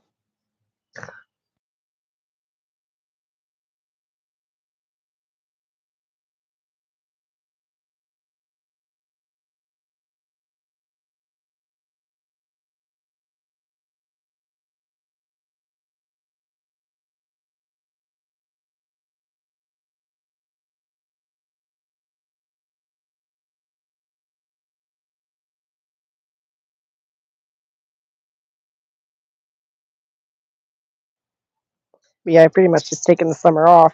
No worries. Sorry I didn't have more comments during it. Just after work. So Emma zonked. Yeah, I guess it's a lot later there, right? But yeah, it was great catching up with you and Kitty. Yeah, same. Same. So if you come back in 2 weeks, you get to hear about the witch burnings, the real ones. Because she's reading that sort of dense academic work that I'm, enjoying, but it's also heavy. That's why we took a break to go ahead and do my stuff for a minute. And then I guess we're going to do the other half in a month. So that'll be cool. Excuse me. That actually fits kind of perfectly. That just leaves me the summer to like kind of take in the to kind of rest with it and take in all the feedback. I say that like I'm gonna get a lot. I should join a writers group or something. It's so terrifying. Anyway, did you have something you wanted to say or talk about? And then I'm gonna go, I guess, because I'm down to 11% on my phone battery. It's gonna die. So sad.